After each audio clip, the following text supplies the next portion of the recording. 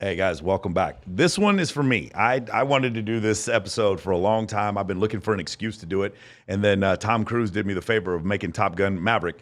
I wanted to do a podcast on military flying, and to make it even better, I got a fighter pilot here, an F-18 fighter pilot, and I have a flight surgeon. So let's go ahead and introduce my guest returning to the podcast. He is an ER doctor. He is an Air National Guard flight surgeon. And since he's been on the podcast, he got promoted to Lieutenant Colonel. Let's give him a big round of applause. That is right. Lieutenant Colonel Rocky Jedick is in the house. See, you come on my podcast, you go up a pay grade. That's how it works. Beautiful, beautiful. And my co-pilot here today, he is 13 plus years of service, awards, citations, patches. He's an instructor pilot, only man to break the sound barrier over Thailand in the last 10 years, and the last Marine to transition to the Super Hornet. Yet you can't get a promotion, you won't resign, and despite your best efforts, you refuse to die. You should be at least a major by now, and yet you're still a lieutenant. Welcome to the program. Once again, it is Lieutenant Adam Pouty Face Bueltel. How's it going, man? What's going on, brother? Okay, awesome.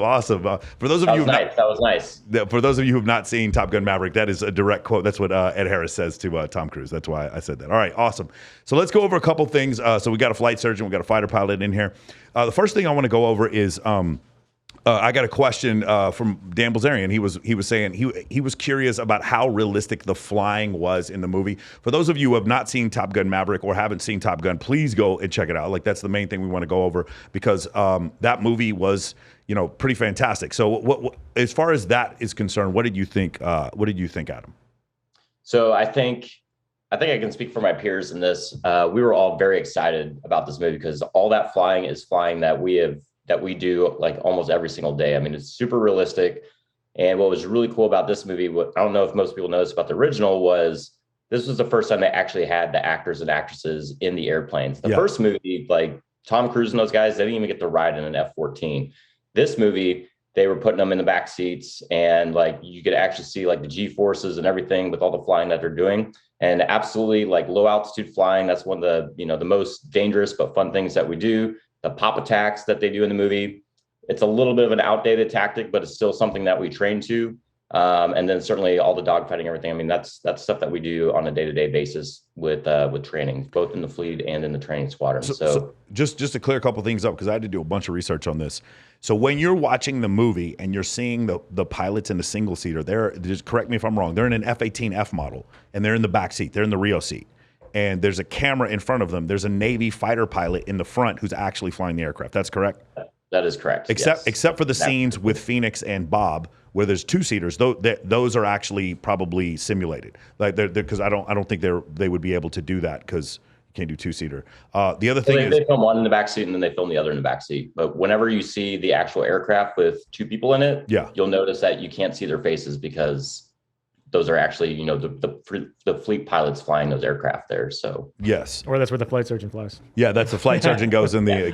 Have you been in what jets have you been up in? Haven't been in a Hornet yet. I tried to get in a Hornet at Red Flag. I was unable. But I've been about 150 flights in the F-16 and 2 in the F-15, and then multiple other heavy aircraft, PAFOC, rotary wing, a lot of stuff. Yeah. So another criticism that I've seen of the thing was, like, as soon as I'm watching, I'm like, an F-35 would probably be able to do this mission pretty easily, but an F-35 does not have two seats. So, and neither does an F-22. So there was no way for them to do it. And also, they could have done a movie like that, but I think the movie might have been 15 minutes long. So I thought it was pretty awesome the way they used the F-18 in this movie. And then also, what did you think about them stealing an F-14? The likelihood of that, you. Adam, I'm sorry, I was laughing my ass off when I saw that part. The likelihood of you being able to get an 18 or a 14 off the ground. What do you think? You have help with another qualified pilot. I mean, in his case, he flew the F-14 in the previous movie, and if it's an airworthy aircraft, you'd be shocked with how there's no like key to like start the aircraft. Like, you pretty much just press the buttons and it goes. So if there's no security, then it's absolutely realistic. And I know they didn't like name the country, that they're Iran. We can say this out loud. There's one country in the world. They bought 80.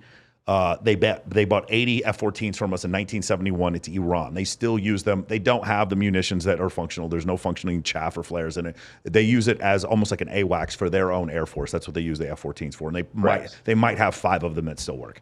But this country, I don't know if you guys know, in the first movie, North Korea is not directly named, but it's supposed to be North Korea, those MiGs that they're going up against. And in the second movie, we're supposed to imagine sort of a rogue Eastern European state, or we're supposed to imagine Iran, which kind of with the F-14. Well, I was going to ask. So you guys, this is a kind of off topic. Was there a movie that made you join the military? Was this the movie that made you join the military? Yes, absolutely. So when I was 4 years old, and it changed the trajectory of my entire life. Yep. How about you, Rocky?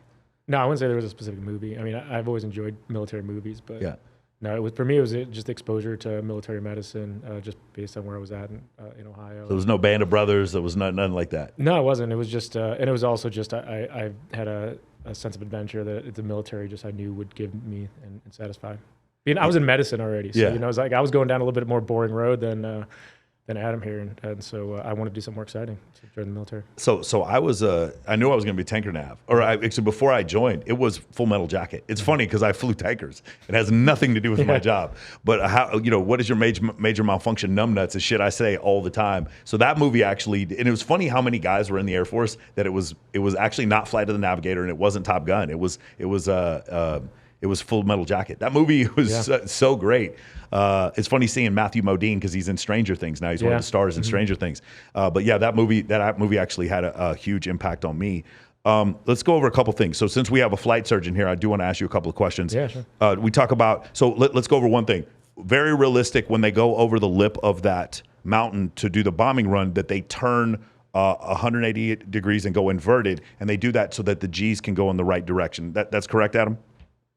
Yeah, I mean, the human body is capable of withstanding way more positive G's than negative G's. So if you were to like push over the top of that mountain, not only is the airframe not built to withstand that many negative G's, but the human body is not built for that either. So that's primarily the main reason that we always roll inverted, so we can pull more aggressively over the top to be facing downhill. So can you talk about blackout and redout? What are the physiological symptoms? What is it that happens there? Yeah, sure. So maybe just even kind of cover the basics of what a G-lock is. So right now, you and I and Adam, we're all sitting here at 1 G. Yes, it is 9.81 meters per second squared. Thank you. That's correct. So we're all experiencing that. That's the gravitational force of pulling us to the center of massive Earth. The notation that we use in aviation is a magnitude of that. Yeah. So 2 Gs would be 2 times that, 3 Gs 3 times that. And then, we talk about these different G profiles that different aircraft can do. The aircraft are also limited to a certain number of Gs, just like the human body. But the human body, generally 9 to 10 Gs is going to be kind of where we can tolerate. And that's with specific mitigation factors. So, you notice those pilots, and actually I thought the movie did a great job of showing the anti-G straining maneuver. You saw the way that they were breathing. They were doing that with like a 3 to 4 second interval. That's exactly what the pilots do. And while they're doing that, they're also, flexing their muscles to try to. You want to contract the bigger muscles in your lower body. Is that right, Adam? Yeah, I mean, essentially for like a G-lock, which I'm sure you're about to get to, you want to keep all that blood in your brain. So you tense all your lower muscles to try to prevent blood from pooling in your brain pooling in your legs under like high Gs. When I was at Red Flag, I did see some of the fighter guys. They had stuff that was strapped to their legs. Yeah, so that's the other thing. So you have the anti-G straining maneuver, which, if someone's doing a good anti-G straining maneuver, they might be able to compensate for 3 Gs in addition to their G tolerance. So all this data actually comes from centrifuge studies. Mm-hmm. And, I've done the centrifuge, a 9G profile, where they actually spin you around this thing and you experience 9 Gs for a certain period of time. They do that to train you. Very, very uncomfortable. But they've done lots of research in these environments where they show what the G tolerance of the human body is. And when a person just resting without a G suit on, we'll talk about the G suit in a second. It also depends on the onset. For rapid onset, it's about 2 to 3 Gs. So it's pretty low. And then maybe 3 to 4 Gs with a slow onset of the Gs. So that's kind of like where you start off. People are going to lose consciousness maybe around 4 Gs with a slow onset, 4 to 5 Gs if someone's got just a naturally high G tolerance. Then you do the anti-G straining maneuver that may give you 3 more Gs. And then you wear this other thing called a G suit. And there's kind of like the older versions, which when I was flying the F-16 all the time, that gave us about 1 to 1.5 Gs of protection. And now I just flew in the F-16 for the first time in literally like 6 years, a month ago, as part of like a retirement flight. It was an awesome thing to do. But I got to wear the new G suits called the A-tags. and that one gives you another maybe like 2 Gs of protection. So you're getting those 5 Gs of protection plus your G tolerance. So I thought it was actually pretty accurate that I think Tom Cruise ended up, what was it, 10.2 Gs he ended up pulling when he showed the maneuver was possible. Yeah. But yeah, so to kind of answer your question, that's what we're doing all these things for is to try to avoid loss of consciousness. That's the G lock. But prior to loss of consciousness, as the blood starts to drain from the brain, the first thing you notice is you start to lose the blood flow to the retina. Yeah. So you have visual symptoms first. So it starts at the periphery, so you have tunnel vision. Yes. Then it goes to gray out, where maybe you have a little bit of vision left, and then you can actually have blackout. When I did my centrifuge, I experienced that, where I had no vision. I was completely blind. And if you watch my videos, you can see me eyes wide open, dilated, trying to be able to see, but I'm still conscious. Yeah. And then the next step would be that's going to proceed right before it's G-lock. And then as soon as the blood leaves your brain, you have like about 4 to 6 seconds, and then you lose consciousness. Yeah. And that's obviously the worst thing that can happen to a pilot is now, sudden incapacitation. your heart's still beating. You can come out of G-lock eventually. Like we see that happen in the movie where somebody passes out and then eventually the blood goes back. I have never had G-lock. I'm just flying Piper Warriors and Cessna 172s with completely fucking insane instructors back when I was in Texas.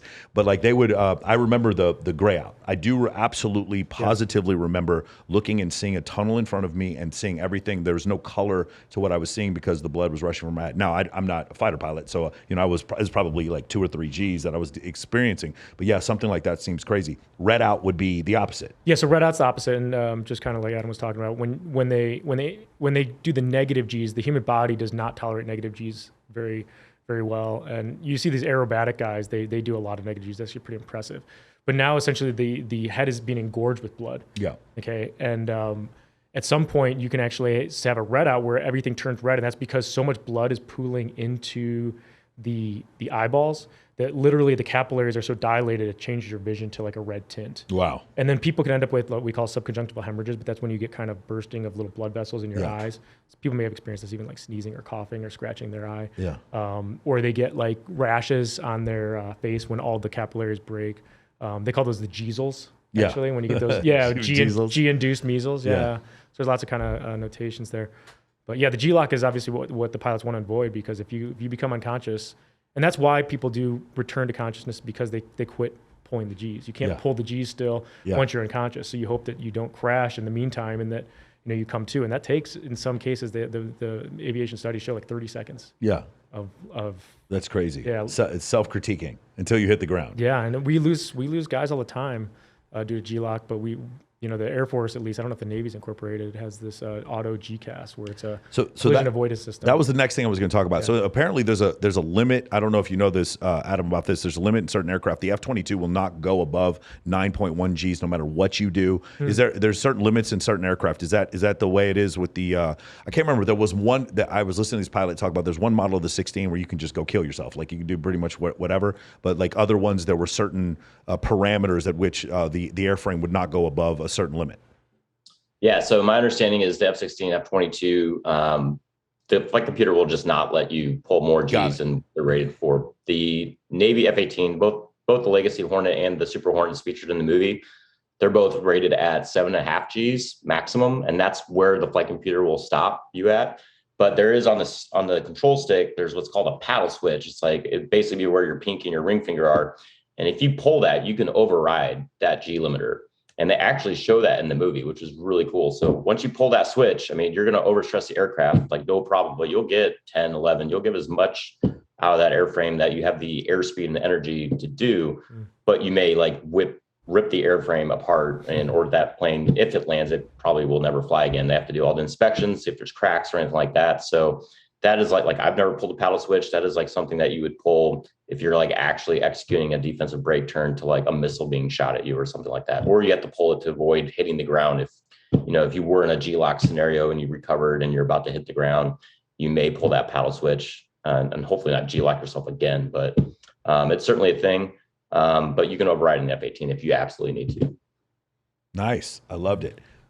You're okay. Now I want to go over this because we're going to. We asked about whether or not the flying was realistic, and I've heard this several times that these maneuvers. It was almost like a training regiment that a normal F-18 pilots would go through, they just put it into the movie, which you've seen that in other movies, other military movies, where you're actually like, you're looking at an L-shaped ambush, but this is something that Marines actually train on a regular basis. So the other thing I wanted to talk about was every pilot I talked to. So one of the things that happened was when Gravity came out. You remember the movie Gravity with Sandra Bullock and George Clooney? When that movie came out, Neil deGrasse Tyson put out a series of tweets that were criticizing the physics of the movie. Like, for instance, the difference in altitude between the ISS and where the STS would be were so high that there's no way they'd be able to make it. But he wasn't trying to criticize the movie. He's like, this is a fantastic movie. This is really great. But he was just pointing out some things that were wrong. Now, any pilot would point out a million things in this, like flying by the tower, you're going to lose your wings, that kind of stuff. But there was a suspension of disbelief, and every single pilot I talked to was like, I 100% love this movie. What did you think, Adam? Yeah, I think that's pretty much everyone's sentiment. I mean, the pilots, we know that if you were to film a movie like of what we actually do, you can't get the camera close enough. So the flight scenes, you're like way closer than you would be in real life, but we understand like that's what you would have to do in order to have a good cinematic movie. But everything that all the profiles are flying, whether it's low altitude or the air engagement or the pop attacks, like that is all stuff that we have all trained to do. I mean, you do check rides on that stuff to get your flight lead qualifications and everything. And I mean, so that is like near and dear something we study and train for, like basically every day for at least your first 3 years in a combat squadron. So that was all like really cool. I would say it's even more realistic than the first movie, which is really awesome. I mean, I know what's really cool is I mean, these are fleet, lieutenants that are flying a lot of these scenes, and Top Gun itself, what we call N7, the instructors there, they were heavily involved in, trying to make all the scenes as accurate as possible. They scrubbed and edited it and, made recommendations to Paramount on things to change to make it a little bit more realistic. And when the initial screening came out, like before the movie came out, we had all started getting word from the schoolhouse and from Top Gun to like, hey, dude, this movie's awesome because everything is pretty damn accurate, as accurate as makes sense to still make a good movie. So, I mean, we were waiting with bated breath for years for this movie to finally release because we already had heard from our friends that were involved in it that it was pretty accurate. So the maneuver, the split S maneuver that they talk about, apparently, is that a real maneuver that Maverick does in the first movie? I see it a couple times in the second movie where he pulls the brakes and he goes up over the other aircraft and comes back. From my understanding, you lose so much airspeed that it's not really feasible, but is that something you practice?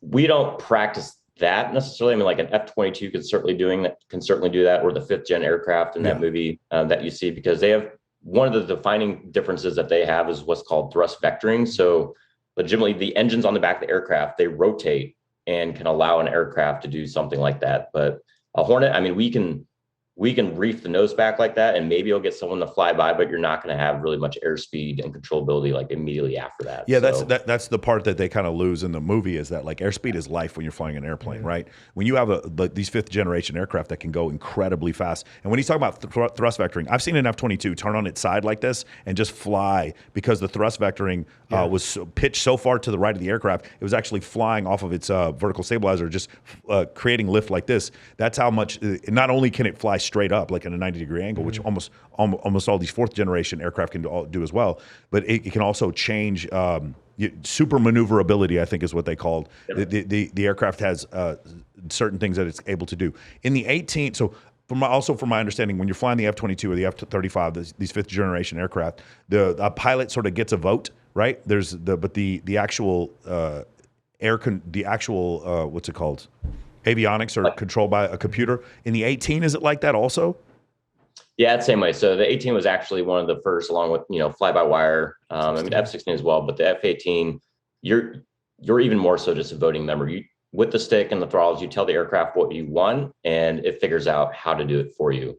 So like if you had battle damage and you lost part of your aileron, if you want to roll left, it's going to figure out how to compensate for that utilizing other control surfaces. So aileron was the word I was looking for. I've been out of the military for 12 years. I apologize. Adam, my understanding, I don't know if it applies to the Hornet, but I know on the F-16, it's made to be like naturally unstable. So if you did not have the fly-by-wire capacity, just a human trying to operate it without that, it's so difficult to fly. It's just unstable, which gives it a lot of advantage. But is the Hornet like that as well? Does it require the Yeah, flyby wire? so really any modern fighter aircraft is like that. It really started with the F-117. F-117 had 3 flight computers, and if they even lost one of them, like the thing was just uncontrollable. It's just kind of an engineering phenomenon where the more stable you make something, the less maneuverable it is. And in order to make something more maneuverable, you make it more unstable. But now we have flight computers that can help account for that, which allows us to make even more maneuverable aircraft. So let's talk about that, since I flew a very, very stable aircraft, the Boeing 707. So what he's talking about is, so for instance, look at just imagine you're looking side on at a wing of a C5, an F-17, I'm sorry, a C-17, C-130, or an RC-135 or KC-135, one of those aircraft. What you would see is the wing would be tilted up, and the front of the wing would be fatter than the back of the wing, which uses what's called Bernoulli's principle, which creates low pressure above the wing, high pressure below the wing, which creates lift. So you can fly straight and level, and it's going to create lift. And the more thrust you put into the aircraft, you're naturally going to climb up. If you guys have ever flown like a Cessna 172 or a Piper Warrior, you're going to see that. You just push the throttle up, and you will just gain altitude naturally. You pull the throttle back, and you will lose altitude naturally. From what I understand, and this is the way it was described to me, is that fighter wings are like barn doors. They do not have this fat in the front, and they are angled flat on with the nose of the aircraft, meaning like there's no pitch up. Like a C5 has a massive pitch up for the angle of attack for the wing is very, very high compared to the fuselage. Is that correct? Is that how it works with these aircraft? Yeah, I mean, with fighter jets, they're more or less flat, and you're just going to use flight controls like the elevator. You'll just pitch the whole thing up in order to get the lift that you need. So, yeah. Do you have trim? Are 100% monumental important. Do you have trim tabs in your aircraft?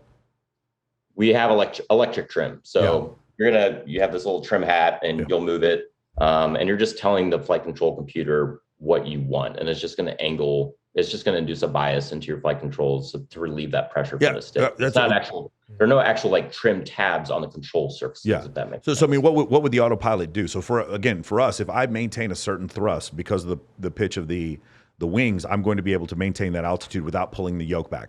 Would the flight computer have to pull the yoke back over time? Because I imagine if you have the same thrust with those wings, you're eventually going to dip forward because of gravity. Now, yeah. So the flight control computer is just going to account for it. It seeks 1G. So whether you're like slightly nose up or slightly nose down. Oh, the accelerometer in the aircraft seeks 1G. Correct. Okay, now it totally makes sense. Yeah. We don't have that in the Cessna 172. It's black magic. I mean, it just does this thing, and which lightens the workload of the pilot, so we can focus on things like weapon systems and sensors and stuff. So yeah. Can we talk about that? So I was a navigator in a KC-135. We had 4 seats. We had a boom operator, navigator, pilot, co-pilot. In a there's an F-18F model, and what's the other one? An A model or C model? So the Super Hornet has the Echo and the Foxtrot. Okay. And that's because the original Legacy Hornet, designed back in the 80s, just the F-18, those models started with the Alpha and Bravo, and then they subsequently came up with the Charlie and Delta. The Alpha and the Charlie are single seats. The Bravo and the Delta are 2-seat variants of the Legacy Hornet. And then when they made the Super Hornet, they called it the Echo and the Foxtrot, the Echo being the single seat and the Foxtrot being the 2-seat. What would the mission parameters be? So for instance, with KC-135, for special ops air refueling, that's why you would need a navigator. Normally you would not need a navigator. Most KC-135s do not fly with navigators. There's only 2 bases in the US. I believe it's Robbins and McConnell that have navs. And I don't even know if Robbins still has. No, Robbins doesn't have them anymore.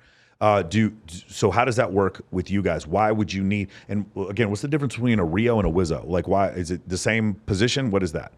Yeah, so it's the same position. Rio used to stand for a radar intercept officer, and that was kind of your Tomcat F-14 term. We've since changed that name to weapon systems officer because they operate way more systems than just the radar now.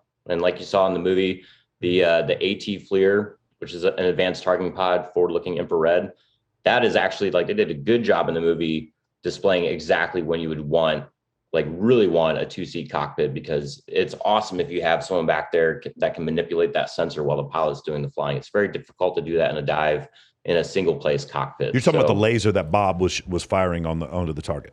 Yeah, so it's like a super camera. It's got a infrared mode, so you can basically detect thermal energy at night. I mean, and this thing can see 10 plus miles or more. And then it's also got a FLIR designator or a laser designator on it. So it can fire a laser that you can't see with the human eye, but it will use that laser energy to illuminate a target with this laser energy, so that a laser guided bomb, like they have in the movie, that laser guided bomb will detect that laser energy and it'll home in on it. So that's how you can have like precision. That was really kind of the first precision guided munition that we started carrying before we had GPS bombs. Would you do how they had a single seater and a dual seater together? The single seater would be able to carry more munitions because the dual seater had the pod on it. Is that how you? Yeah, so not really. I mean, the FLIR is actually pretty small, and it's mounted on what's called the cheek station. So, and you would never be able to mount a bomb on that cheek station. Right. You could conceivably mount an additional beyond visual range missile, but generally we don't do that. So the FLIR is usually going to be on almost every aircraft, but a two-place cockpit, you're going to have a dedicated person that's able to operate that sensor. Got it. Devote much more attention to that sensor to make sure your bombs go where you actually want them to hit. Yeah, so we're talking about Goose in the first movie and Bob in the second movie. Those are the guys that we're talking about, the weapon systems operator in the back. Which I thought was pretty cool, the way that Bob, his personality and the way that he and the pilots kind of interacted. It seemed pretty accurate. If you're in one of these squadrons where you have the Wizzos aren't pilots. They kind of, when they're away from the pilots and they're in the bar, maybe to the ladies, they introduce themselves as pilots, but they're not. But let me tell you something. I have never done that. Yeah. I'm a nav. I've never done that. But it's kind of like the flight doc too. The flight that we're all like, we're not the non-pilots, but we're part of the aviation community. We're air crew. Yeah. But there's just kind of an interesting dynamic there. And I felt like, especially in that first bar scene when Bob was just kind of sitting there and they introduced him as the Wizzo. Yeah. I mean, unless you're in the know and you know what these different positions are, I think if you're just watching it as general audience, you think that guy's a pilot. Yeah. He's not. Of course. Yeah, but it's kind of, I thought they did a really good job of capturing that. Yeah, that's really interesting. Hey, how does it work? Just out of curiosity. So in the Air Force, career path for navigator is pretty, it's almost exactly like it is for a pilot. In fact, because we fly less, it's tanker navs, they actually get promoted more. We had 7 lieutenant colonel tanker navs in my squad, in my group. Wow. We had more lieutenant colonel tanker navs than we had pilots. How does it work with the Wizzos in your community? I mean, that's always changing, especially right now. It's pretty much even. They don't really take into account on promotion boards, I think. Yeah. Like whether, I mean, it's pretty even. But the thing is, there are a lot of pilots that get out and go like airlines and stuff. Yeah. And Wizzos generally tend to stay in more. Yeah. So it's exactly the same thing with us. Yeah, it's exactly right. Yeah. So that probably skews it a little bit, but as far as like your ability to promote and everything, it's pretty much dead even, regardless of whether you're a pilot. Do you have a lot of Wizzos crossover to go back to pilot school, or is that not something you do? We do. Yeah, we call them retreads. So they will, after their first fleet tour as a Wizzo, they'll pick up a pilot transition, and it's always interesting because they know like everything that their hands are supposed to do, but sometimes they struggle getting their hands to do it. Yeah. But it's always super cool when you have like a retread come back to my squadron where we actually train them in the front seat for the first time, because you're like, this guy or this gal gets it from a personality standpoint. Yes. Like they're humble in the debrief. They're, always studying hard. They're like, they set a good example for the rest of their classmates. Because someone that's brand new, like we often have to like humble them a little bit, like don't get too arrogant, like, be a humble professional. You're here to learn. And most guys and gals don't have a problem with that, but some do. But it's always awesome when you have a retread because they already get that. They already have a good bar act, as we would call it, and they just have a good attitude about everything, and they're generally really successful.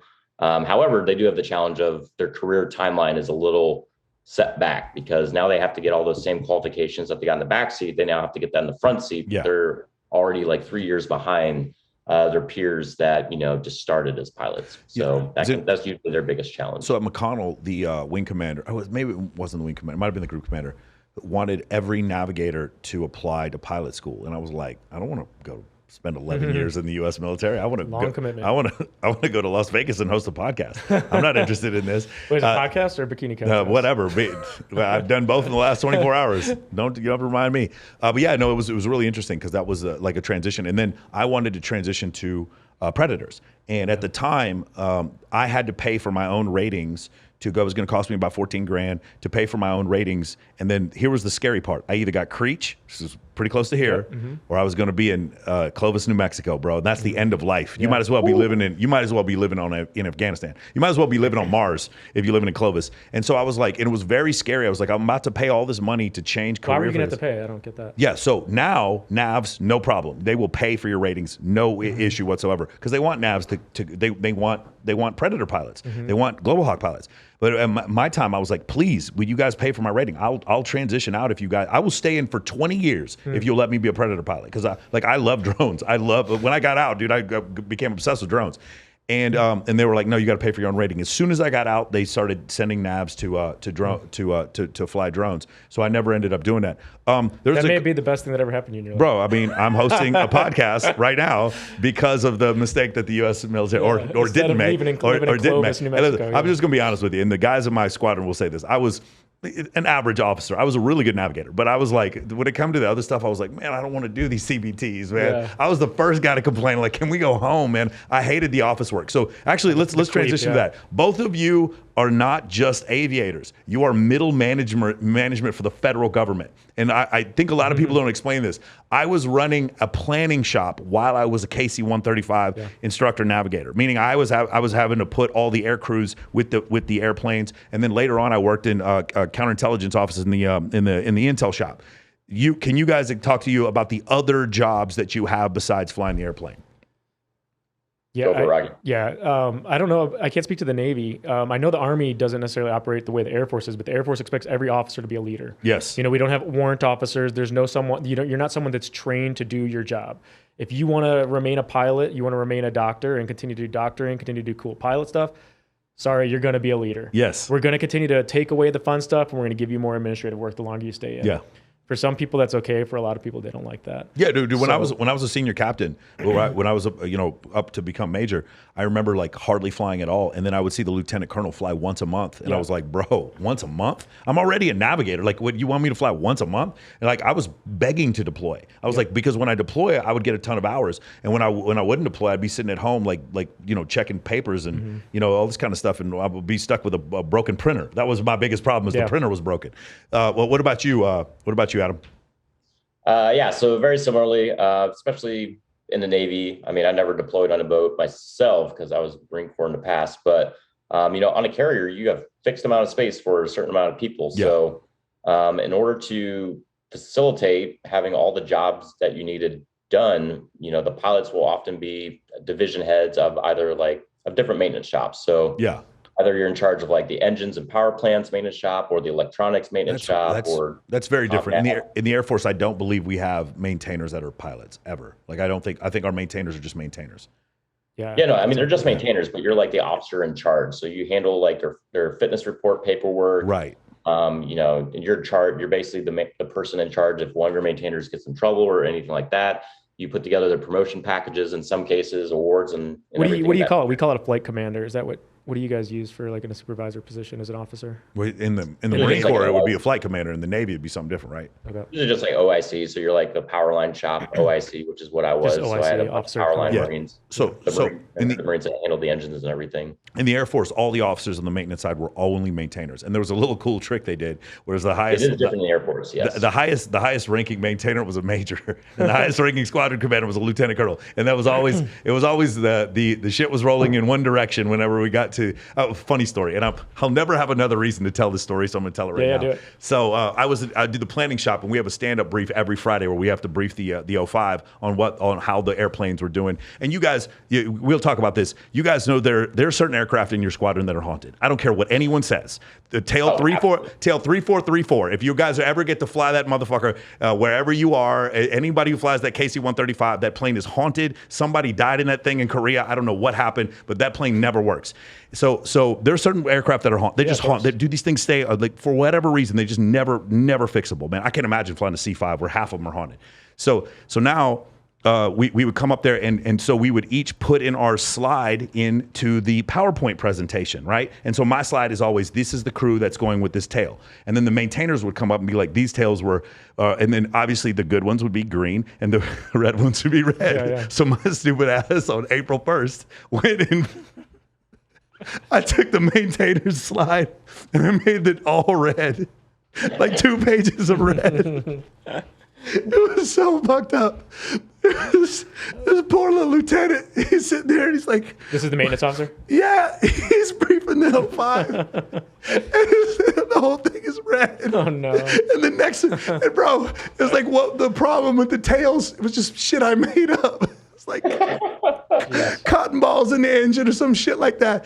Oh my God, bro. I was like, I felt so, and I immediately stopped, bro. I was like, I'm sorry. I like, this is, because I saw a look on his face, bro. I was crying. Everybody, and thank God, Colonel Robinson is out there. He actually follows me on Facebook. Colonel Robinson. Hey, what's up, Colonel Robinson? He had a good nature. He was funny about it. It was April 1st when I did it, but I used to always screw with the other maintainer, and I just always loved the fact that the head maintainer was a major, and all the other squadron commanders were lieutenant colonels, and they would tell the major, no, this is going to get fixed at this time. But okay, I don't know if you can talk about this. In your squadron, are there haunted airplanes? I don't know about haunted, but there's definitely, every airplane has like their different quirks. Yeah. Sometimes there's like maintenance things that they just, it takes them a few months to kind of like figure out like what the hell is going on. Cannot duplicate. Do you ever have a maintainer come back to you and say cannot duplicate? And I was like, no, bro, we ain't flying that airplane again. Yeah, absolutely. No, absolutely. I mean, and when there's like a major malfunction, we usually have a pretty good guess what aircraft it was. And we're like, oh yeah, it's been doing that for the last 2 months or whatever. So, sorry, go ahead. No, so I was just saying that's absolutely a thing. Regarding your question about, we call it queep. Queep in the military, all the additional duties. Yeah, queep. Yeah, that's what we call it. I also have a pretty good story that I recall as a young captain, my first assignment, Osan, Korea, and just finished training, finished all my residency, did my internship, I did all my flight training, I did my SEER training, I'm all trained up, I'm a doctor, I'm an officer. It's first week in Korea, and they tell me to be at the flight line 6 a.m. Show up at 6 a.m., say, hey, we're gonna do a FOD walk. So I'm laughing because I already know, because we do this shit Saturday morning. I'm a doctor, I'm an officer, I think I'm hot shit. And I'm made to walk the entire runway at 6 a.m. on my Saturday, picking up pebbles and throwing them off into the lieutenant colonel pilot that's walking next to me. I just met. He's like, hey Doc, you ever think when you were spending all that money and spending all those hours studying for your medical school as a doctor, you'd be walking the flight line at 6 a.m. on a Saturday, tossing pebbles into the brush? It's like, that's how the military uses us, though, Let me ask you something. He was not joking. They were really doing FOD walk. Okay, no, so we were forced to do this FOD walk. So we would do cardio. We would actually go do PT on the 2 mile, 10,000 feet at Robbins, and then we do a FOD walk. That's how we do it. I think this was supposed to be a morale building thing, but I mean, again, we're literally walking, tossing pebbles and little like things off the runway. It was. Yeah, that's crazy, man. Yeah. That is nuts. Okay, so this is the real reason why I wanted to do this episode, because I have to talk about. We're going to talk about pranks. Pranks in the military are there are things you never forget. So I'm going to talk about the nastiest one I've ever seen. Okay, and by the way, you guys saw that article about that colonel who got kicked out because someone drew a penis on something. Do you know what I'm talking about? Adam, was it you who sent me that? Okay, so I'm going to tell you the story first. I'm at JREX in McCord. It was McCord Air Force Base back then. I don't know what's called now. McCord Joint something. And I was going through an instructor training. Donnie Starling was my instructor. He lives here in Las Vegas. So we went and I flew a mission. I don't remember anything about the mission. I just remember refueling some airplanes in the middle of the night and night vision goggles and stuff like that. We come back, and so basically the way it works is air refuelers refuel these fighter aircraft and then these other aircraft that support these people. And then the ultimate mission was to rescue a person at the end. And the person was like some kind of maintainer who was pretending to be injured. And then he gets in the back of a C-130 and they take off and get gas, whatever. That's not important. What's important is afterwards there's a massive debrief. The debrief for everybody in the JREX. And we're sleepy as shit. It's like 3, 4 o'clock in the morning. And there's an 06 that's briefing us. And the 06, he's sitting there talking to us. And it was a one-star general. He's sitting there talking to us, blah, blah, blah. Congratulations, man. This is really great. And he looks down to his left and he stops for a second. Then he looks back at us and he goes, congratulations, man. You did a really great job, blah, blah, blah, all this kind of stuff. So we get up at the end, up to his left, to my right. I look, and there is a second lieutenant. And he has dicks drawn all over his face. Nothing but dicks everywhere. Dicks on his face, all over the place. He looks like he slept the entire mission. And everyone, all of us saw the dicks all over this dude's face, and no one said anything to him. So I followed this kid into the bathroom. The 1-star. Because the 1-star, One-star looked at him. dude, shout out to the 1-star for at least not saying, "Hey, why did you guys do this?" Right? And then the kid goes into the bathroom and he sees he's got dicks written all over his face, and I was like, "Oh my god, dude!" So there was another time where we had a boom operator fell asleep in the back. I mean, we were flying long, 11-hour missions. Boom operator falls asleep. When he falls asleep, they draw eyeballs on his eyes, and they put. First off, I don't know. This is kind of sus. I don't know how the co-pilot had this, but it was like some muscle building magazine with some dude with no shirt on, and he's just sitting there asleep like this with this this man porn mag in his arm, and we took a picture of it and posted it everywhere. Okay. This is some of the stuff we did. That's why when they were talking about that guy getting kicked out of the military for drawing dicks on a window, I was like, you weren't in my military, because that's all they did. Yeah. If you fell asleep in I'm going to get in a lot of trouble for this. If you fell asleep in my squadron, somebody's going to draw a dick on your face, 100%.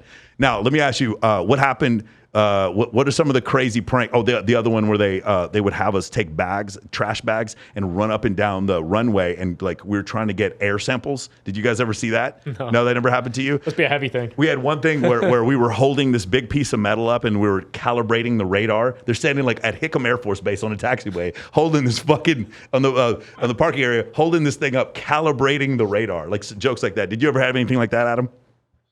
I mean, well, the dick jokes are obviously plentiful. I mean, if you're about to give, a check ride, and you spend an hour, drawing with dry erase markers on your board, set it up. Like, the one thing you always had to do right before the brief started was sanitize your board, because without a doubt, someone's like gone on there and like drawn hidden dicks, throughout.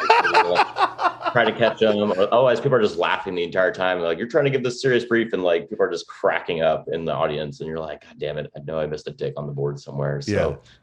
I mean, those are plentiful. And then, the pranks are just nonstop. I mean, some of them I probably couldn't even tell you about, but I mean, we're always just messing with each other. It's like being back in high school in many ways. Again, I mean, Did you ever have any? Oh man, I mean, it was just really cool for me to be part of like the combat aviation culture, because that's all it is. Yeah, I mean, the tomfoolery, the shenanigans, the games that they play. I mean, we could talk about these different games. Like I don't know if you guys do Manchester. Or all these Manchester and Amsterdam. Yeah, I mean, they have all these. The fighter pilot culture is so strong, and they have, you have the LPG, the lieutenant, who's, has his specific roles and duties, and then you have your mayor of the squadron, who's kind of the social chair, and then you have your roll calls when you have your namings, and just the guys getting named have to bring the entertainment, and the stuff that they come up with is the most creative but hilarious stuff. I mean, some of the stuff I need to write a book about all this stuff, because it's just some of the silliest things I've ever seen adult human beings do, No, it is great. And listen, guys, I was, and I'll say this also, I probably never admitted this before. I swore into the United States military on the 19th of February 2004, and I worked my last night at a strip club as a DJ on the 21st of February. So I was in the military the last night I did it, and everyone in my squadron knew about this, that I was a strip club DJ before I joined as an officer. And so yes, over Tanker Common, something you can do as an enlisted, not as an officer. Yes, over Tanker Common, over Iraq, there may or may not have been Cindy to the stage, or all the tankers and all over Iraq could hear this shit. That may or may not have happened. Who did that? Who's the one who said that? I don't know who said that. Yes, there were a couple of times where I did that, and then the other one was, you open up the Sprite can? Well, you guys don't sit side by side. Yeah. You'd be like, "Hey, Co, it looks like there's an alien out that window," and then the Co would look out there and he'd look back at you, and you'd open a Sprite can. Remember, we're at altitude, so the thing just goes like right all over his face. Or the other one was taking the inside of the headphones, and then taking the green marker. You ever have this happen, Adam? Where you take the green marker and you just write it all over the inside of the thing, and the guy takes it off and his ears are completely green? Oh, nice. Yep.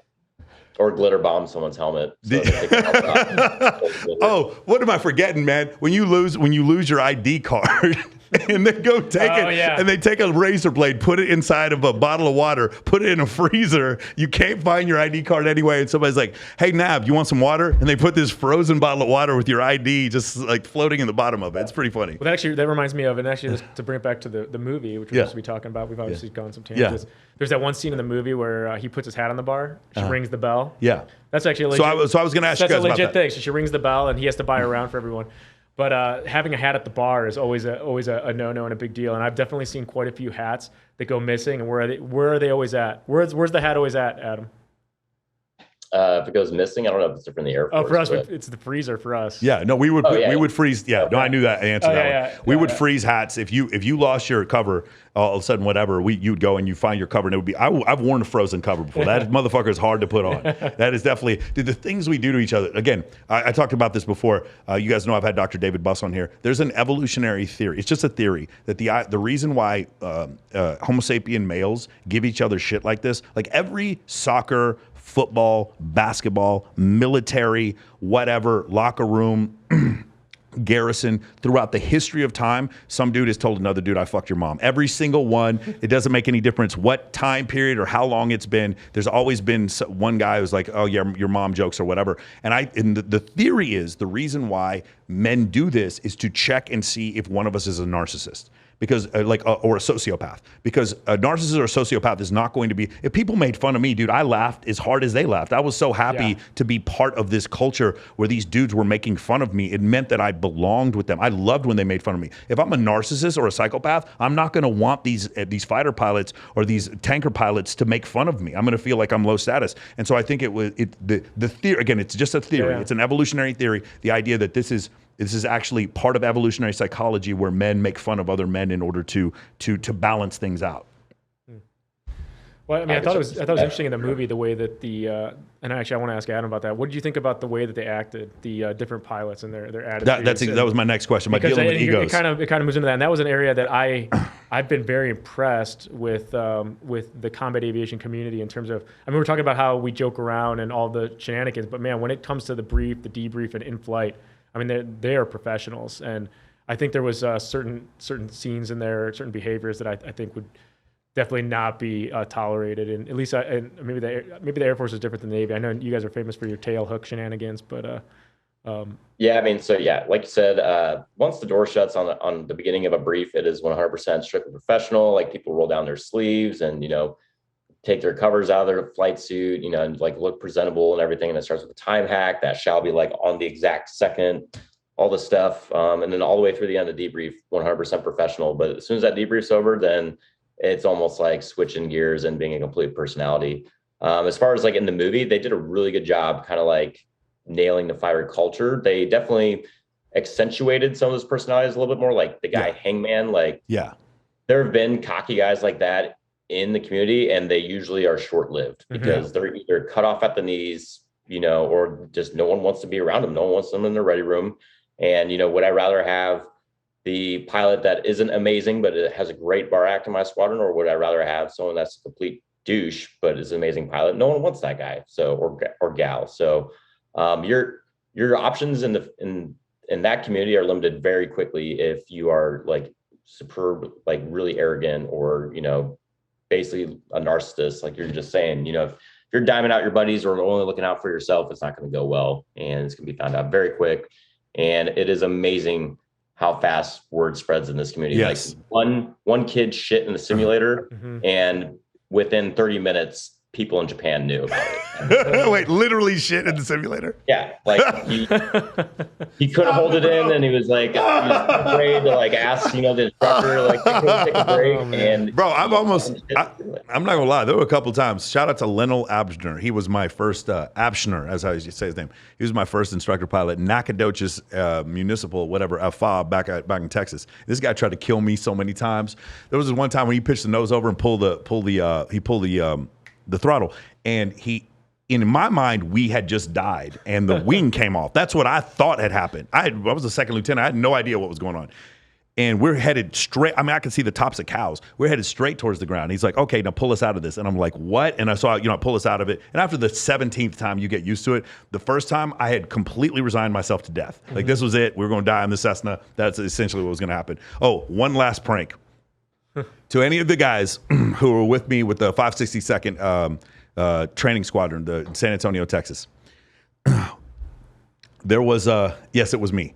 There was Yes, it was. There was me. There was a point at which we were all lugging these massive bags around, especially during FN, Fundamentals of Navigation, these massive bags that we all were issued, and we had to have all of our whiz wheels and all of our documentation, and there was a lot of stuff we had to carry with us. So I thought that it'd be a good idea to go across the street to Aerospace Physiology, pull all of the 5 and 10 pound weights out of the fucking gym and put it into everybody's bag while they were at lunch. And yes, it was me. Nobody ever figured it out, but it was me who did that. People were like, "God damn, why does my shoulder hurt so much?" That's been on your conscience for like 10 years. It has been on my conscience. I'm sorry, Lieutenant Moon. I'm sorry, brother. That was me who did that a long time ago. I apologize.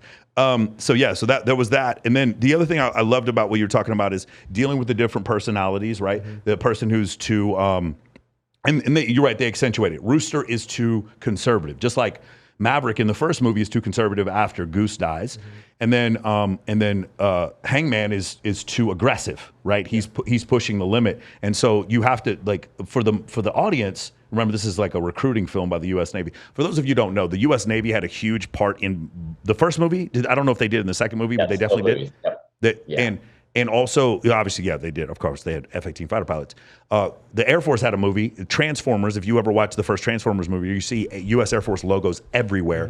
Mm-hmm. So a lot of people don't know this. There's an office, and it might be at Los Angeles Air Force Base. I don't know where it is, but there's a U.S. military office that all they do is pitch military movies to Hollywood. And so that's where Flight and Navigator comes from. Now, some of them, they don't. Like some of them, that if they're negative enough, they're not going to do it. But like Band of Brothers, I believe, had some backing from the U.S. Army, stuff like that for authenticity's sake. But also, these movies are incredible. I mean, obviously, case in point, recruiting tools for people to end up joining the military. Fuck, watching Predator in 1987 was a recruiting tool for me, right? I wanted to get to the chopper. So that's where a lot of the stuff comes from. Transformers was like the Air Force, the Navy was. There was another one I can't remember. They're different movies, but Top Gun was the most famous Navy movie that they came out with for that. So let's change this real quick because the dogfighting. So I want to go over two things, Adam. First off, dogfighting in fourth generation aircraft, and then the fact that fifth generation aircraft, the differences, and the fact that you wouldn't need to dogfight in those aircraft, and why is that? Well, I think sometimes people say like dogfighting is the way of the past, but that is absolutely not the case. For a long time, people were like, "Oh, we have stealth aircraft now, and our long-range missile capability, should basically make within visual range combat, a thing of the past." But fact is, when you have stealth fighters, I mean, you're not going to pick them up on radar. You're not going to be able to shoot them at beyond visual range, as we would call it. Yeah. Also, you have a lot of jamming in the modern environment. So even if you have a King Kong radar, if someone's got a jammer that's messing your radar up, you're going to find yourself in the visual arena and dogfighting. So, and if you can't get a radar lock, then sometimes you may have to rely on a heat-seeking missile, which you'll see in the movie. Those are like typically the wingtip missiles. They're mounted underneath for the F-16. But I mean, that is all as relevant today as it was 20, 30 years ago. So, and even the gun, so Top Gun is really, Navy, it's not called Top Gun in real life, but it kind of got that nickname because it originally was about aerial gunnery after Vietnam when the Phantom didn't have a gun, and then they're like, what are we doing? And they put the gun back in most of the modern fourth gen and fifth gen aircraft because it still is a useful tool and you may need it. So none of that's the way of the past. I mean, it's absolutely all relevant, and that was all, displayed accurately in the movie. I mean, it's great if you can shoot someone, at astronomical ranges, but you still need to be able to shoot people in the visual arena as well. So, and in that visual arena, fifth gen, they're always going to have the upper hand. But one of the things that the movie did really good job at as well was, the man in the box, or, the pilot, man or woman, I should say, that accounts for a lot. I mean, I've seen F-18s smoke an F-22 just because the F-22 pilot was like a new guy in the fleet, hadn't been as experienced, or maybe had never fought an F-18 before. But if you have a proficient pilot in an F-22, it's going to smoke basically anything out there. So the training, the proficiency, and the pilot's understanding of within visual range fundamentals, carries at least 50% of the weight of the outcome of that fight. So. Okay, beautiful. So just so we're clear for people who don't understand, fourth generation, and correct me if I'm wrong, it's going to be the F-15, the F-16, the F-18, the F-14. Those are going to be fourth generation. And then you could say the F-15 is like 4.5 generation because they implemented some of the things that were in the fifth generation. Fifth generation is going to be the F-22, the F-35, and the Su-57. that the Russians have. And then the Chinese have 2 that are coming out. The Indians have 1 that's coming out. And for the 5th generation, we're looking at super maneuverability, thrust vectoring, and in the case of the F-22 and the F-35, stealth. Now, I saw one of the Chinese fighters that they have coming out, and it looks just like an F-22, just a little bit longer. And so I was thinking, oh, is this also stealth? And the Indian Air Force was like, no, we were able to pick that aircraft up at like 200 miles. So the stealth capability, which is really interesting, one of the reasons why we have such an advantage, or at least we've had an advantage for the last 20, 30 years, is because the F-117 was stealth. It's actually a bomber. The B-2 is stealth. And then later on, the F-22 is stealth. And what that means is there's no right angles on the aircraft. And then the aircraft also has radar absorbent material. So just like if you go outside and you, like, I don't know, say host a bikini competition with a black t-shirt on, like my stupid ass did, you're going to be burning up because the black shirt absorbs more heat. Whereas if I wore a white shirt, it would be easier to see me and I wouldn't be as hot. You have radar absorbent material that works for that. The F-14, the F-18, they don't have that. But the like I said, the F-117, the B-2, and the and the F-22 and the F-35 all do have those things. And so that's something that's pretty different. As of right now, are there any other countries that have like fully, robust stealth capability other than the United States? No, I mean, you pretty much named them.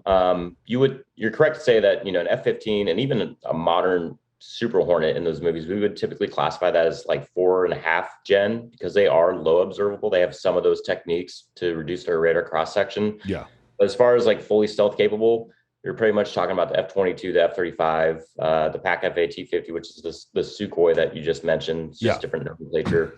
And then China, they are developing one that's pretty much developed that has stealth characteristics. But there's different kind of like levels of that stealth, but that's pretty much it, to be honest. So there's not a whole lot out there. We still definitely have the most, but you're always going to need like a blending of 4.5 and 5th gen, because even if you make a stealth aircraft, it's really only going to be stealth to a certain waveform that's optimized against. So there's always going to be something that's able to see it. It's just typically not like a fighter radar that is going to be able to pick up a stealth aircraft, but there are other radars that will be able to pick it up. So you actually need a myriad of assets in order to kind of overcome that, so you don't get stumped by the one thing that can see you and shoot you. All right, I'm sorry I keep going back to the pranks, but okay, here we go. The boom operator, he's like this 18-year-old boom operator in the back, and we're about to refuel an F-22. So what obviously, what do you guys think we tell the boom operator? You can't see him. You can't see him. You can't see him at all. We told him it's invisible, bro. We told him during the middle of the daytime you got to put on night vision goggles so that you can see the F-22. Did he do it? Yes, he did. But he didn't know. But I'll tell you what else is funny. Listen, I might get in trouble for this. I took the radar. We were at 200 feet, and I could not paint the motherfucker. It does not have any radar reflection. The F-22. We're at 200 feet, dude. I can paint, but whenever we have other planes that would come up, we'd even have F-15s, F-16s. I could paint them at a couple hundred feet. The F-22 came up, and if it wasn't for the IFF, I would not have known where that thing was. Now, it was daytime, so I could see it. But all the F-22s we refueled. Same thing with the F-117. I was one of the last NAVs to refuel the F-117 before they took it out of service. And then the B-2, the thing about the B-2 is, you can see that thing from Missouri. That thing is humongous, but face on, you can't see it at all. It looks like something that it looks like the plane that's supposed to deliver the nukes that are supposed to end the world. You ever see the U-2 fly? Yeah, I did. So when I was at Al Udeid, I got to see it. And so here's the crazy thing about when the U-2 flies. So the pilot, when he lands, he can't see below him at all. True. So they have to have a Corvette. The United States military buys Corvettes. Well, there's different kinds of cars depending where you're at. They've used a lot of different cars. I guess maybe this is because we're in the Middle East and they had a Corvette to spare. But so they have a secondary pilot who's driving a Corvette behind the U-2 to maintain the speed, and he's calling 50 feet, 40 feet. 30 feet, because that thing is basically a glider with just long ass wings. So it's interesting when they get up to super high altitudes. The U-2, it's a U-2. What does the U stand for, guys? You remember? It's some intelligence. I forgot what it was. I don't know, but it's intelligence gathering. Anyway, so normally what will happen is the ailerons on an aircraft, one will go down, the other will go up. The plane will pitch sideways, and then you'll turn the aircraft. With the U-2, it literally stalls one side of the plane in order to turn. It is a deliberate stall of one side, one wing or the other, in order to turn the aircraft when you're at 100,000 feet. Now, we don't use U-2s anymore because we have this thing called a Global Hawk. They're still operational. Oh, they are? Did they bring? Okay, no, wait. Yeah. I did hear they brought them back. Yeah, so when I was in Korea, actually I got an opportunity to drive in the chase car with those guys. It's pretty cool. I think we used Pontiac Grand Ams. I can't remember the exact vehicle. Grand Ams can get there. Yeah, but the pilots get to drive the cars, you know. Yeah, but and the other thing that's interesting about the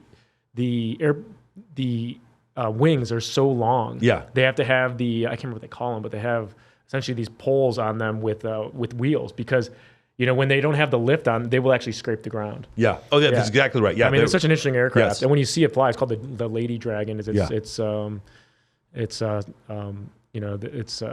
nickname. You have no idea. It looks like a dragon. It comes in and it's flying so slowly, and it's like this matte the way black. the nose from the side, it does look like a dragon. It looks like a dragon. Yeah, it looks like a dragon. One of the crazy things you got to imagine, me being a first lieutenant, not knowing shit, like going onto the flight line out in the Middle East, and then just seeing a pilot go off in a Corvette. Yeah. Like, why is this dude in a Corvette? Like, man, I am seeing Down my the family. runway. I don't have my PlayStation, and this motherfucker has a Corvette. How did that happen? Like, it was just crazy. And then somebody explained to me, it's like, oh, you got to do the ride along in the Corvette in order for the U2 to land. So that's really interesting. Yeah. Let's see. There's a bunch of. Here we go. There's a question for Adam. Ready? Somebody wrote this one in. Under optimal conditions, how many Su-25s could you shoot down in the F-18 in a WVR-AA engagement? I asked because Tom got 2. We're talking about Su-57s. Yeah. Okay, those optimal conditions. I don't know how stealth that thing is, to be honest. So. Su-27 is not stealth, right? I'm sorry, Su-57. I keep saying 27. 57. Okay, yeah. Su-57 is not stealth, is it? It is approaching stealth. It's definitely low observable, maybe stealth by the time that they field it. Oh, there's one other thing. One thing we didn't bring up on the F-15, F-16. You're going to put the munitions on the wings, underneath the wings and on the side of the wings, and then you can also put external fuel tanks, and then even dump them later if you want. In an F-35, F-22, and I'm imagining the Su-57 is like this. Also, all the munitions, there's not external fuel tanks. All the munitions are inside the body of the aircraft. The aircraft then opens up these bay doors. The gravity then lets the missiles come out, and then they fire off, and then they shoot a motherfucker that's 300 miles away that you can't even see. That's essentially how the F-22 works. So that's another thing that looks a little bit different. Yeah, the internal stores. Oh, by the way, do the 22 and the 35 even have a machine gun? So what? Do the 22? The F-22 does. The F-35, the Alpha and the Charlie model have guns. The Bravo that the Marine Corps bought, which is the vertical takeoff variant, that does not have an internal gun. That has to have a gun pod if they're gonna use it. So, but to answer that question, I would say typical loadout would be 6, maybe 8 long range or advanced medium range air-to-air missiles. I would say you could shoot 6 down. He said, how many Su-57s could we shoot down in F-18? The answer is all of them.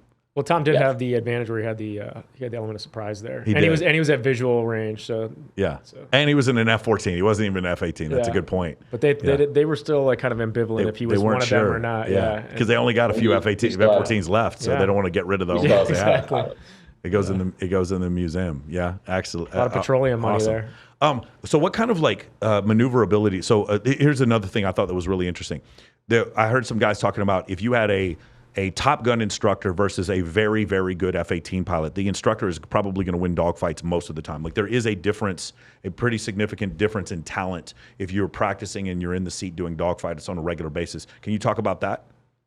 Yeah, I wouldn't even say most of the time. I would say every time. A Top Gun instructor, particularly if they're like the basic fighter maneuvering or that's your 1v1 dogfighting, they just get so many reps and are so proficient that they're going to win every time.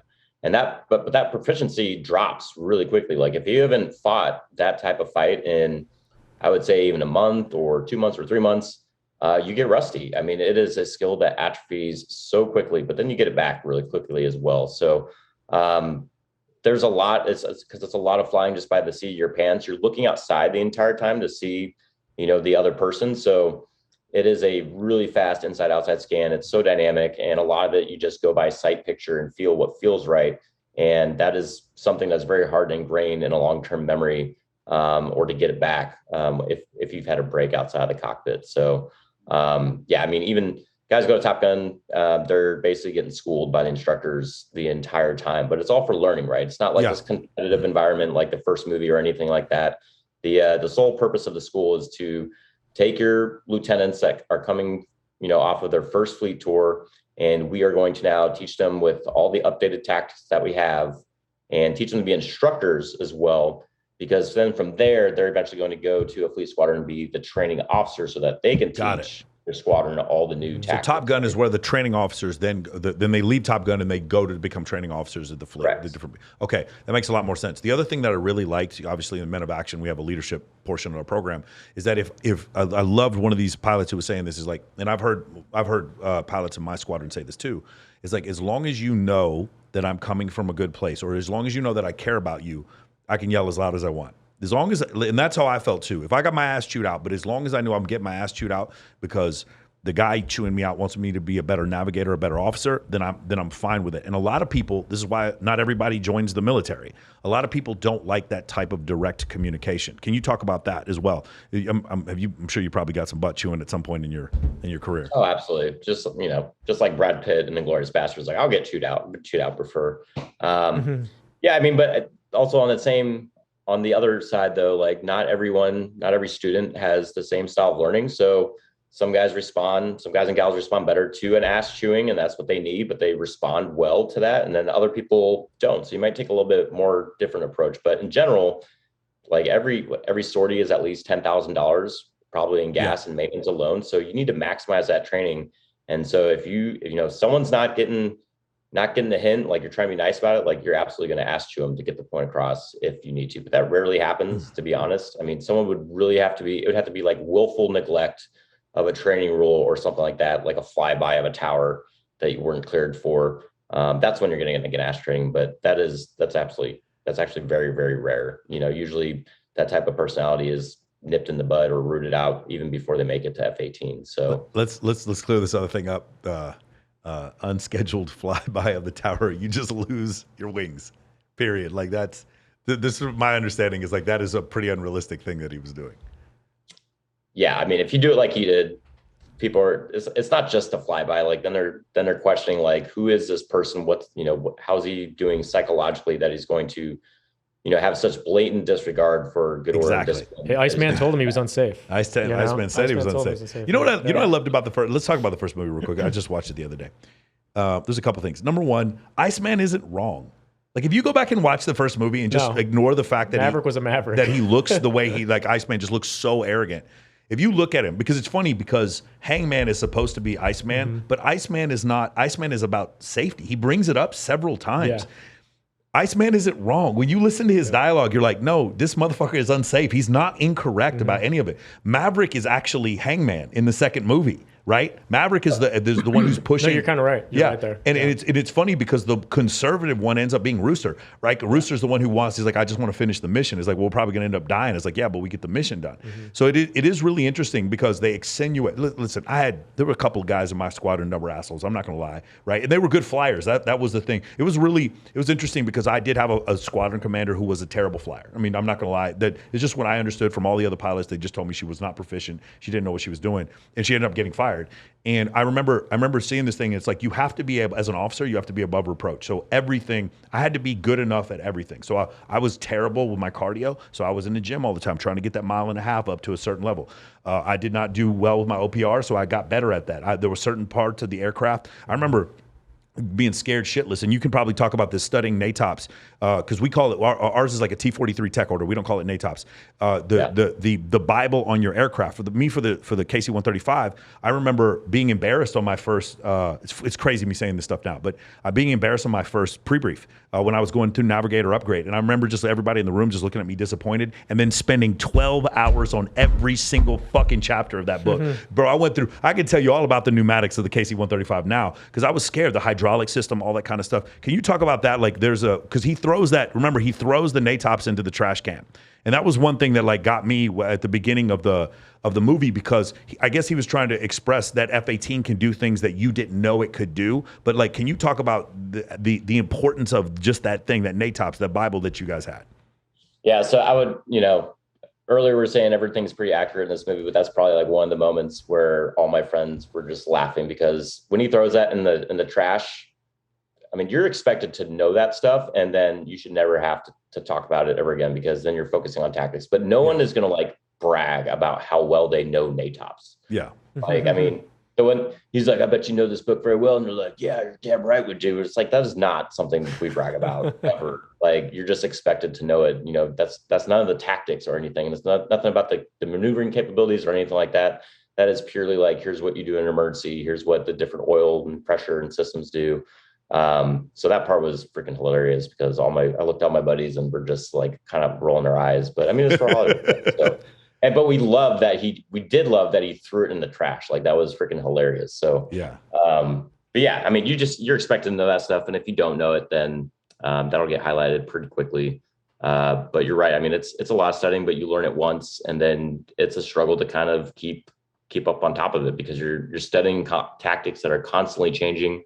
Anytime that, you know, China comes out with a new missile or Russia comes out with a new missile, now it kind of affects all of our tactics, and you have to learn all these different numbers and different tactics and everything. And I mean, each one of those Top Gun classes, they have usually 2 a year. Each class, they are not only teaching these new instructors, but they're also kind of what's called tacting, you know, like tactical developing new tactics with that course. And then after each course, they actually release tactical recommendations on the classified network. So, hey, here are things that we're changing to the classes that we discovered during this Top Gun class, and you're like expected to read and know that when they come out with those TAC recs. They're usually like 30 to 50 pages, like twice a year, and I'll dramatically change the tactics that you're operating in. Yeah. So, yeah. So it's a lot. I mean, and NATOPS is kind of an afterthought. You need to know it though. Like, you can't just, you know, throw it in the trash. It's pretty funny. We had a joke in the tanker community. We have one way of defeating a surface-to-air missile, but you can only do it once. Yeah. You can only do it once. Yeah. All right, here we go. There's two things that I thought were realistic that they brought into the movie. One was bird strike. You remember that airplane that went down in the Hudson River, Sullenberg or Captain Sullenberg or whatever. Captain Sully. When that happened, that was bird striking both engines at the same time. On takeoff. On takeoff, that's right. So in this case, like, a lot of people don't understand those birds. Usually, like, well, these are little birds with big engines. No, like, you can get those things in there and they can really screw up, the mechanisms that are going on to make the engine turn. Can you talk about, was bird strike a realistic thing that you had to worry about flying the A-10? Absolutely, particularly in the low altitude environment that they're showcasing in the movie. I mean, when you're going at 600 knots, 600 miles an hour, I mean, imagine a 60-mile-an-hour car crash. Like, how hard even a bird hitting your windshield, like, that's 60 miles an hour. Now multiply that by 10, you're going 600 miles an hour. That will shatter a canopy, that will put holes in the control surfaces of your jet, or God forbid it goes down a motor. Because the thing with the motor is, as you guys probably know, is you have all these different stages of all these different fan and turbine blades. And the second one of those is really messed up, it has a cascading effect through the rest of the engine. And the engine literally just starts eating itself. So it's very rare. Like, in the movie, it goes down one motor and then that somehow messes up the other motor. That can happen. Like, one motor can spit a blade that shears through to the other side. I think it's happened once that I know of in the last 15 years. But yeah, I mean, that will absolutely mess up a motor. Now, sometimes we take them down a motor and we don't even realize it until we land. The motors are very robust, and they're designed to hopefully overcome some of that. And then the Navy, obviously, all of our aircraft, we try to have two motors until this F-35, but we try to have two motors for that reason, because you can lose one motor and still make it back to the ship. So we had a procedure when we lost hydraulics in the movie, in both movies actually, when the flat spin that happens when when they catch the jet wash from Iceman, and in the second movie when they get the bird strike. In both of these movies, they lose hydraulic power, meaning they can't control the ailerons in the aircraft. Is that something that would happen? You'd lose hydraulic power if you lost both engines? Yeah, so modern aircraft, there's no mechanical backup anymore. If you lose hydraulics, you're not going to be able to move any of the control surfaces. But if you lose the engines, you lose hydraulics. Correct. Okay. So yeah, if you lose the motors, you're going to lose all your hydraulic systems, and you're going to fall like a rock out of the sky. Like, that's an auto. If you have for that reason, we have 4 different hydraulic circuits that are redundant, 2 on each engine. And it's common to lose one motor, so you still have 2 other hydraulic circuits, but things get a little more dicey if you lose 3 hydraulic circuits. But if you lose all 4, you're punching out. There's no way to recover that aircraft. It's going to start tumbling out of the sky, and you need to eject sooner than later, because you'd rather do it from a level flight attitude instead of tumbling, where now you're potentially ejecting straight downward, and your chute may not deploy before you hit the ground. Yeah, even in the ejection, you have to be what they call within the envelope. Envelope, yeah. So all these different these metrics have to be met to be a safe ejection. And when I was in Aviano Air Base, when I was flying the F-16, we actually lost a pilot, and it was later found out that he died on injection. And it was a pretty difficult situation, but that can happen. So you need to make sure that, if you're going to eject, you do it at the right time. I thought that scene that was really well done, in that the way that they dealt with that problem seemed pretty accurate to, being involved, flying and seeing in-flight emergencies, and the way the pilots, they didn't lose their cool.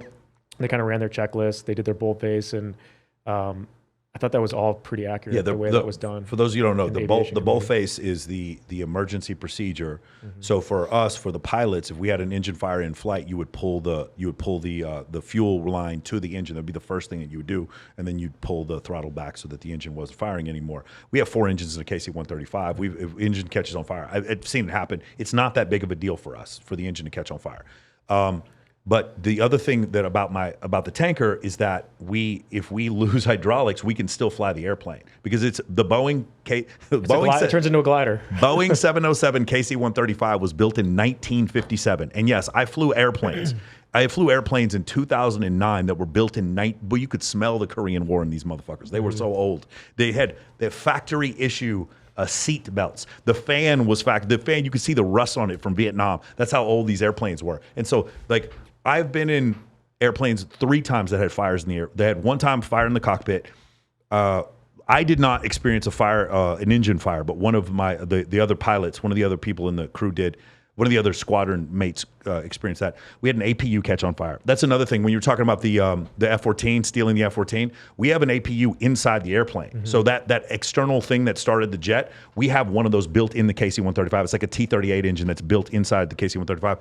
And then it would not be fun, but you could control. You have some aileron control without hydraulics. And then the other thing is there's a manual way and it's the navigator's responsibility to drop the gear.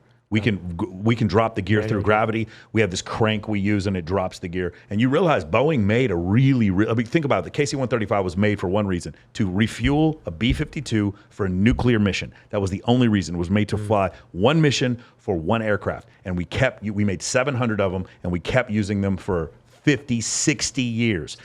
Still use them. The tanker pilots, the last tanker pilot still hasn't been born yet. Mm-hmm. It's really crazy. And then we have a KC-10, but they're not nearly as robust as the 135. Well, the F-16 has only one motor, right? Runs yeah. And so we have an EPU on the F-16, which actually runs on hydrolysine, which is rocket fuel. Oh, wow. Yeah, so and that exposes the pilot to a lot of interesting toxic chemicals. Whenever an EPU fires, we have to go out there as a flight surgeon and kind of respond to that. And then speaking of fires, we had a guy that landed at an A-10 on fire at Korea, and his call sign ended up being Dante. That's funny.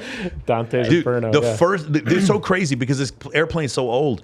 I remember the first time there was a fire in the cockpit, and I remember freaking the fuck out, putting my oxygen mask on, yelling at the major, who was the pilot at the time, and then him just looking at me like, what? It was like, oh. And then one of the pilots from the back, because we had another crew with us, they just climbed down in the hellhole and just took as extinguishers. One of the computers caught on fire. And then it went back to sleep. But isn't that so funny when you see people kind of freaking out about turbulence on a commercial aircraft? It's I've seen airplanes land on fire, and everyone's like, no big deal. Turbulence doesn't bother me at all anymore. That's exactly right. Okay, so let's talk about this other thing. You mentioned it the first time. One of the most fascinating things you talked about, Adam, the first time you were on this podcast, and you obviously can talk a lot about this. There was a point in the movie where both of the pilots have ejected from F-18s before they get into the F-14, in Top Gun Maverick. Mm-hmm. The wing commander for my basic officer training course was an F-15 pilot who punched out and hurt his spine so badly after one punch out, he became an E-3 pilot. AWACS pilot. From my understanding, I've also talked to another guy who punched out of an F-15 going supersonic. You guys probably know the story. F-15 was going straight down. He punches out. He ends up twisting both of his legs on the punch out, like fracturing both of his legs. They get spun around. He has massive hemorrhaging on the skin of his face. Like he had broken both of his arms, and it took him forever to like recover from this. Ejecting from an airplane is not like a fun trampoline jump out of the top of the thing. Like from what I understand, this is a like once in a lifetime physiological damaging experience that happens because you are shot out at like shotgun speed out of the top of this aircraft. And when you punch out, a lot of times you can never go back to flying a fighter again. Is that correct? It depends on it depends on the injuries that are experienced. Yeah. But it's common to see vertebral back injuries, fractures, compression fractures with an ejection. That's why being in the window or being in the envelope is so critical. Yeah. Because that gives you your best chance of having a survivable, uninjured ejection. But if you have a vertebral fracture, it's very unlikely you're going to fly at least an ejection seat, single-seater fighter again. Yeah. Adam? Yeah, well, I'll tell you what's not accurate in the movie is you're not punching out at Mach 10. Okay, that was the next thing I was going to get to. He's going Mach 10. He is going about a little less. No, he's almost going 7,000 miles an hour. He's outside the envelope. He's a little outside the envelope. Now, granted, he's at several hundred thousand feet, so there's not as much like wind viscosity, but you saw the front of the aircraft was burning up because he was passing through the air so incredibly fast. If you punch out at 7,000 miles an hour, you aren't damaged, you are vaporized at that speed. So yeah, I thought that was a little unrealistic as well. But yeah, can you talk about guys who've ejected maybe in your squadron or whatever? And because that's the thing, right? When you think about pulling the ejection handle, it's not just a function of I'm going to lose this airplane, and it's not just a function of I got to save my life. It's just like this might be the end of my career as well because of the damage I might do to myself. Yeah, so I mean, it's real hit or miss. I mean, some guys punch out and they walk away. I mean, there's a somewhat comedic picture from a recent punch out, and by recent, I think it was maybe within the last 2 years. A pilot punched out, and there's a picture of him like on his cell phone, like trying to call, someone to come pick him up because that was easier than his survival radio. But then there's also a few years back, there was an F-18 on the flight deck of a carrier. He's getting fuel in his jet while the engines are turning, and the jet just like catches fire somehow. And he's like he's seeing his jet go up in smoke. He's like strapped in, so he can't like emergency egress very fast. So he pulls the ejection handle. He goes up, he gets like one swing in the chute, and then he smacks down on the non-skid of the aircraft carrier and like shatters both femurs. And I think he's walking again, and he may actually get a fly again. But it's complete hit or miss. And especially if you're outside of that ejection envelope, if you're going fast, you're looking at flailing injuries because you're like that F-15 pilot, like if your arms come out, like if you can't hold them tight around your body as you pull the handle, then the wind's probably catching your hand and it's going to snap your arms back. Yeah, broke all the bones in his legs and his arms. That's correct. So anything that's not tucked in, if his hands are out here, just imagine like sticking your hand out the window of your car, but to the point where it breaks your radius and ulna. Like that's how fast you would be going, like twice the speed of sound. And he's already like going faster than the speed of sound. Then the nose pitches over. Like he's going incredibly fast. I forgot what the numbers were, but like they talked about some unbelievable speed that the F-15 enters into the water after he ejects. And then when you see the guy, like they showed a picture, his whole face is purple. Why? Because you don't understand what 1,100 miles an hour of wind will do to your face, right? You don't understand that. So that's one of the things. Again, hey kids, you want to join the Navy, go join the Navy. But what I'm saying is that whole like punch out the ejection and go play basketball later is probably not super realistic. Yeah, that's a pretty traumatic event. Yeah. So have you guys in your squadron had to punch out before?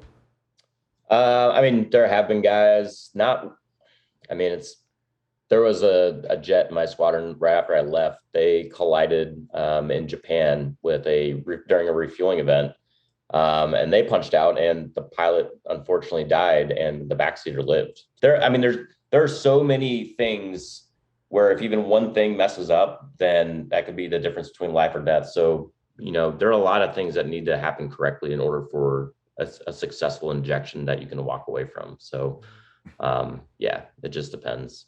I want to talk about still one of the most fascinating functions of physics engineering and physics I can imagine. It is taking off and landing on an aircraft carrier. That is still, no matter what. And I know the Bravo model of the F-35 is going to take some of that away, right? Because it's vertical takeoff and landing. But just the idea that you have a catapult, so you go to mill power, then you have like this stand that's behind you, so it's kind of reflecting some of the energy back to you. You go to mill power, you have a catapult that then accelerates you, and then there's a ramp at the end. You kind of see Tom Cruise when he goes off the carrier, his head goes down like that because he hits the end of the carrier and then takes off afterwards. And you have to, because I know from flying a big heavy ass 180,000 pound aircraft, we got to get to S1 before we rotate. You guys got to get to S1 real fucking fast. So can you talk about that real quick as far as the takeoff and the landing on the carrier? Yeah. So some things you mentioned. You're generally hooked up to the catapult. There's what's called a launch bar that extends down from the nose of your aircraft, and that hooks into a shuttle. And then it's usually either a steam catapult or the newer class of aircraft carriers are electromagnetic catapults. So you hook into that, and then, like you said, this kind of device extends up behind you. That's called a JBD, a jet blast deflector, and that's not to deflect the blast back at you. That's to protect anyone that's behind that. Oh, okay, got it. So. And then based on your weight, you may do a full afterburner takeoff, or it may be mill power. Usually it's full afterburner just because it's a little bit safer in case you have what's called a cold cat shot, which doesn't give you all the propulsion you need. But that catapult shot, that is what helps you accelerate to anywhere, usually about 150 miles an hour in 2 seconds, in order to have flyaway airspeed by the end of the ramp. Now we call it a ramp. It's not really a ramp. There are some other countries that instead of using catapults, they use a ramp type angled, literally like a ski ramp. I saw that Ukrainian aircraft carrier that the Chinese bought, and it looked very much like it had a lip on the end, like it had a ramp. Yeah, so they have a ramp. We still call it a ramp, but it's not really a ramp. It's completely flat. But you'll get that jolt because that's basically you reaching the end of that catapult track when the shuttle snaps off of the launch bar. So that's where you get that jolt, and then from there you're flying away. I mean, it is aggressive, and especially if you have like 5 fuel tanks on, so you're like super heavy. If they give you like a max cat shot, the force of that is so substantial. It kicks you back in your seat. Like it is unbelievable acceleration that you're experiencing in that. And then usually you'll sink a little bit off of the end of the boat, which is kind of scary the first time, but then you get used to it. I mean, by then you have enough thrust and you just kind of fly away. So. Does every Hornet pilot land and take off from aircraft, or is that? Yes. So every Hornet pilot, for the most part, you have to, at least in the Navy, yes, that's just a flat out yes. In the Marine Corps, they had, which is what I did during active duty, we flew the 2-seat variant. And so we were actually land-based, but you still went through carrier qualification training so that if you went to a different squadron, you're still trained on landing at the boat. So, but in the Navy, yes, every single one. And that is easily a solid 20 or 30% of the training syllabus is just focused on landing on the boat because it is so dangerous and because we have to do it every flight. I mean, imagine, doing an intense hard mission like that in the movie, but you still have to come back and land at the boat. And that's never a cakewalk, especially if you're landing at night. So, so as soon as you get clear of the, carrier, you're stay at an afterburner for a while? No, is there a speed that you guys have calculated? I would imagine that speed is, because again, we have an abort speed, we have an S1 speed where we rotate. There's different speeds you need to achieve. Is there you have 5 external fuel tanks, you're super heavy, you need to get up to 250 knots, something like that. What is that something you calculate before you take off? Yeah, you'll calculate based off your weight what your flyaway airspeed should be. And then as soon as you're airborne, as soon as you're climbing away, you'll come out of afterburner and you'll stay in mill power, because mill power is the most fuel efficient way that we climb. So you'll climb at military power to whatever altitude that you need to get to. So, but anytime you have like a cold cat shot where you're not going to reach that flyaway airspeed, that hasn't happened in a long time to my knowledge. And it's supposed to be like impossible with the new electromagnetic catapults. But when that happens, it's not like you barely aren't going to get the flyaway airspeed. It's like, immediately, like this is not a normal acceleration and you're punching out almost immediately unless. Oh, you're punching out. You're not going to just try to go afterburner, because we talked about this before the first time I interviewed you. If you leave and you're not quite going fast enough and any kind of water catches you, after you go off the edge of the aircraft carrier, you're like, because of the pressure from the water, you're not going to be able to get out of the airplane once you're in the water. There's no chance of and that, I mean, even without the water, that canopy weighs like 800 pounds. Okay. So, I did not know that. It weighs 800 pounds. That's why Goose broke his neck, because it weighed 800 pounds. See, mission, like, mystery solved. All right, so that's essentially what happens. So if there's any danger of you hitting the water, you got to punch out immediately. Yeah. So essentially, we have what's called a radar altimeter. It's just like a radar that goes straight down to tell you what your altitude is above the water or the land. And we'll set that usually to like 40 feet. And if you hear that going off on a cat shot, that you haven't gotten enough flyway airspeed, that is when you are pulling the handle no later by, because if you hit the water, it's too late. The plane is immediately going to cartwheel. You're not ejecting. Even with how fast an ejection can happen, if you're already hitting the water, you're toast. So 40 feet. Got it. Okay. All right. And then landing. So that's the other thing I thought was interesting. So they're going to try to align, just like runways, they're going to choose where the wind is headed. That's how they're going to choose which runway for you to land on. If you guys notice, you're going to take off in one direction at LAX during the daytime. You're going to take off in a different direction at LAX at night, because the wind is traveling in a different direction. If the aircraft carrier, they're going to try the best they can to go with direct on wind. Is that correct? That's correct. Yeah. You're almost always just going to have a straight headwind at the carrier. Yeah. That's actually an advantage that you don't have, because trying to land at Wichita, Kansas with 75 mile an hour crosswinds is not fun. So now you come in and you land. You're going to get winds, and you're looking to get your hook to catch onto the I forgot what it's called. The resting gear. The resting gear. Yeah. So can you go over landing on an aircraft carrier? Yeah. So it kind of starts, again, with your weight, what your fuel state is, so your overall weight. And then as you communicate that to the ship, they're going to sometimes change the tension that's on the cables so that it's not too stiff or too slack, in order to pull your aircraft to a stop in the landing area. So you'll report your fuel weight or your fuel state. They'll know what the weight of the aircraft is. They'll set the cables appropriately. And then as you roll out behind the boat, you look for the meatball, which is the lens that's your visual landing aid that you're using. And then you have what's called a that's what the ball is. Okay.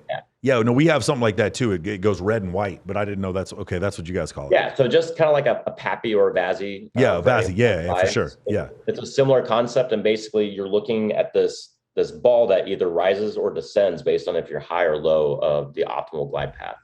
And that glide path is sometimes not always 3 degrees. Like often the landing signals officer, we'll call them paddles. Sometimes those are the guys in the white coats that are kind of on the back of the platform. They're basically God for you when you're coming into land. They are the ones coaching you aboard. They're giving you clearance to land. They tell you if you're high or you're low. They tell you when they've watched so many of these landings, they can tell if you've been off the power for too long. Yeah. They're looking at like the smoke coming out of your engines, the aircraft attitude, how high or low you are.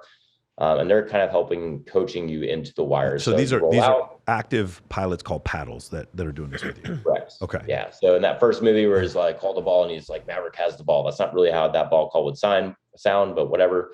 And then you hear him screaming, like the paddles is the one screaming power, power, power, power. When not Merlin or Merlin. Cougar. Yeah, you're talking about Cougar in the first movie. Yeah, Cougar. Yeah, Cougar. His backseater is Merlin. Yeah. Yeah, and he gets all those power calls. That is the landing signals officer, like telling him, like, add power or you're gonna die. What about waves? How do you deal with the waves? Say what? Well, so the waves. So that would be if it's a pitching deck, that might be a scenario where they're actually going to adjust the glide path of that lens. And sometimes you can't do anything about it. Sometimes you're going to get in close, and the timing is just not going to work out with the pitching deck, and that landing signals officer will wave you off. They'll say wave off, and you just go around because, hey, it looked perfect. The pass you were flying looked perfect, but the timing just didn't work out to where as you're about to hit the wires, the deck is coming up and you're about to smack into it. So, okay. So in like a big pitching deck scenario, they're going to have tankers overhead, which are going to be other F-18s in the Navy that have all these external fuel tanks, and they'll have a pod that allows you to get the gas from them. So that if you need to, just grab more gas. That's right. You can put drogues off the back of a F-18.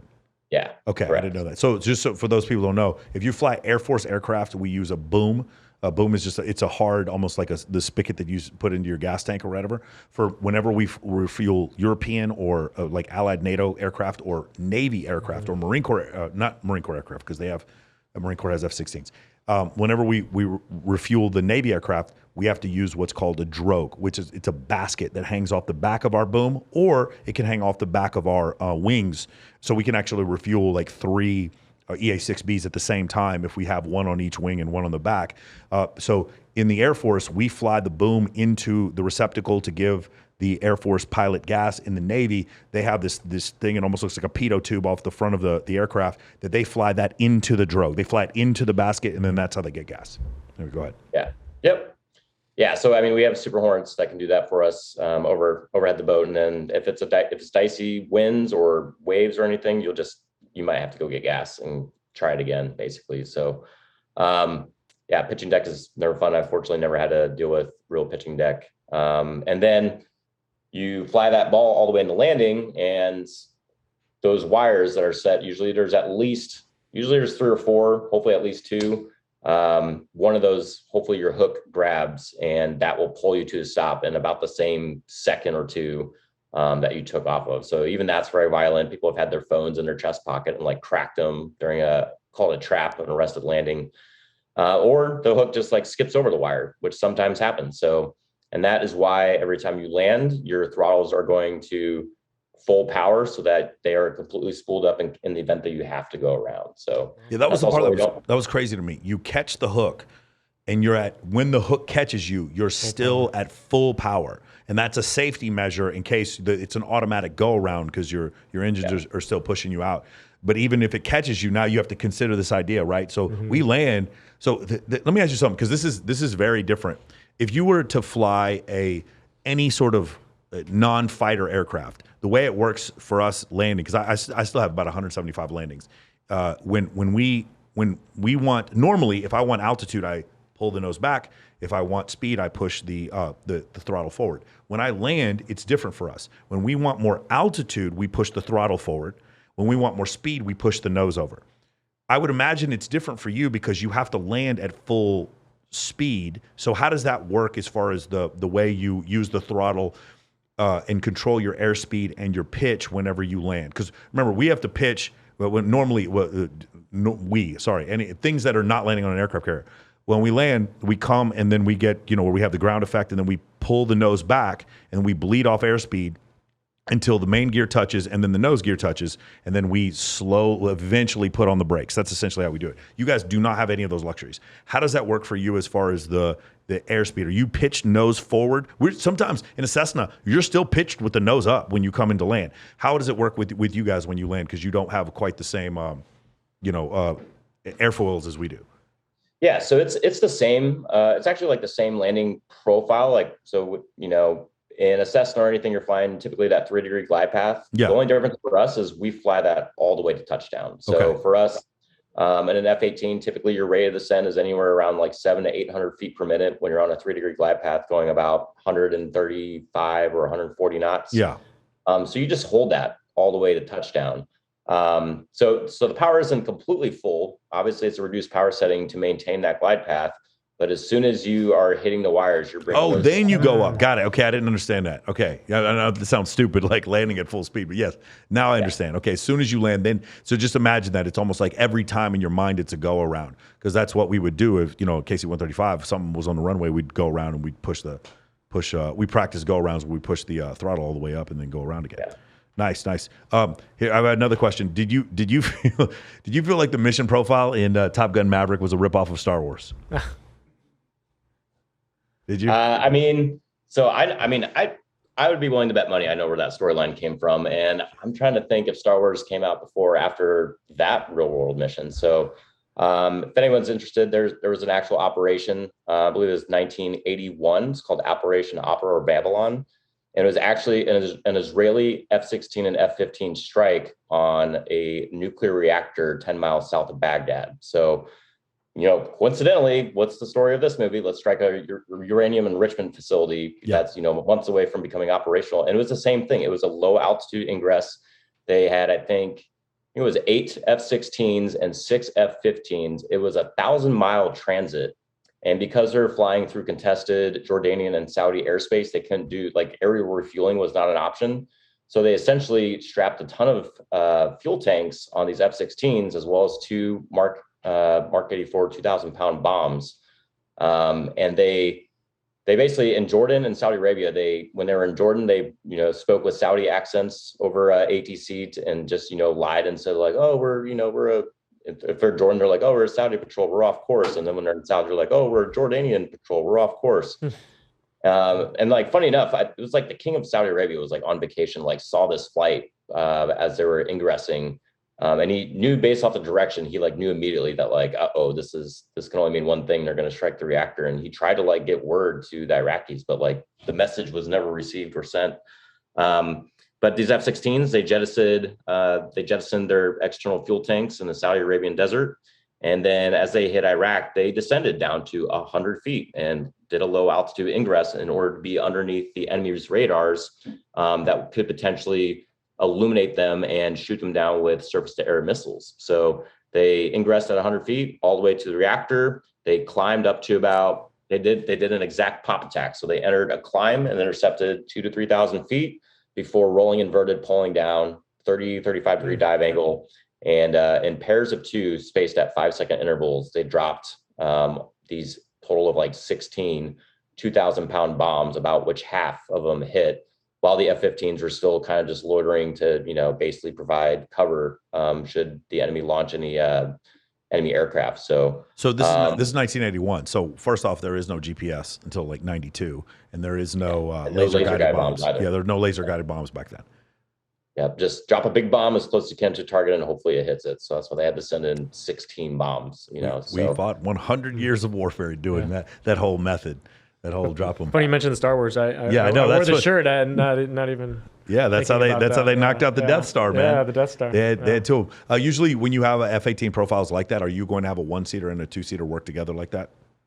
You'll try, yeah, because usually a carrier air wing is going to have both single seat and 2-seat squadrons. There's usually not like a single and 2-seat in the same squadron. It's usually a single seat squadron or a 2-seat squadron.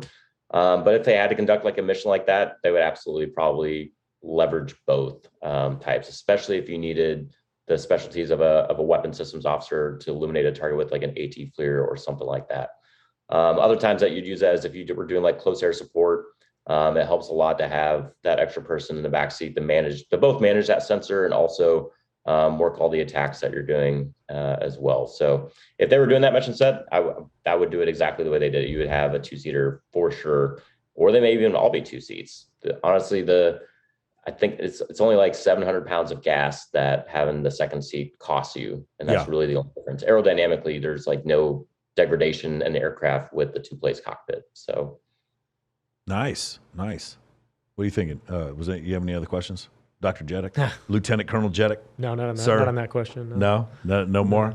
Got Lieutenant Colonel. He got I think promoted. we should talk call signs at some point. Okay, that's right. Okay, so I skipped over that. So how did, in the movie, we've got a Merlin, and we've got do you guys remember the name of the second Wizzo that Maverick had? Do you guys remember after Goose died? Sundown? Sundown, that's correct. Yeah, Sundown.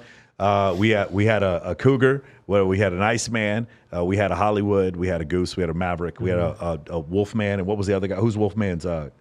Hollywood. Okay, so that's all we had. In the second movie, we had a Hangman, we had a Phoenix, we had a Bob, we had a Phoenix, we had a Rooster. Who else were the other guys? I can't remember who's the Payback. We had Omaha. We had Payback. Like there was a Texas in there. That's why I would wish that had been my call sign. Yeah. By the way, shout out to Arch Manning for going to UT Austin. So yeah, man, I remember all those things. Now, can you describe in the Air Force? I'm not gonna lie to you. In the heavy community, we didn't give a shit about our call signs. Hardly any of us had any. There's a few of us that did, and then you're like, somebody mentioned that you can auction off your call. Yes, that was a true thing. That we had a call sign auction. You could ask for your call sign and then like bid it up. It was crazy. I didn't understand it. I had one. It didn't stick, so I don't even use it anymore. So can you talk about how you got Pouty Face, how you got Apollo, and then where in the fighter community and in the naval community, where do you guys get your call signs from? Okay, so at least the Marine Corps and the Navy, your call sign is usually going to be used as a moment to humble you. So it's usually, you did something like really embarrassing, or you like really messed up on a training flight or something like that. Or it's just like a funny play on your name. And it's usually like the most embarrassing thing to tell your friends and family when they're like, oh, did you get a call sign? And you're like, yeah, but it's not very cool.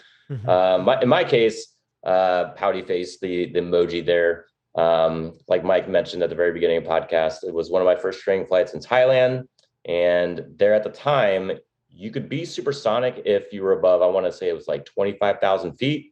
If you're any lower than that, you were not supposed to be supersonic. I found myself supersonic at 15,000 feet and pointed nose low.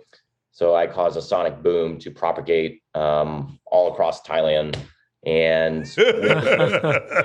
within like a half an hour, I'm like sweating bullets. And the Thai government basically told the United States government that I had collapsed a school full of children and basically caused them all to cry.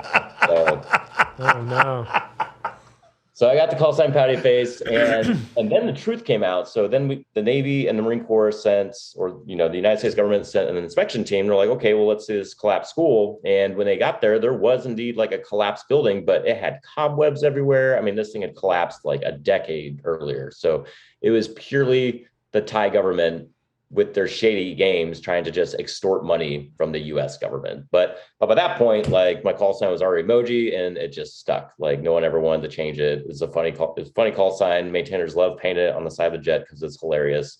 And so it didn't matter at that point that it wasn't a true story. They're like, your call sign is pouty face. So do you have any other interesting call signs in your squadrons?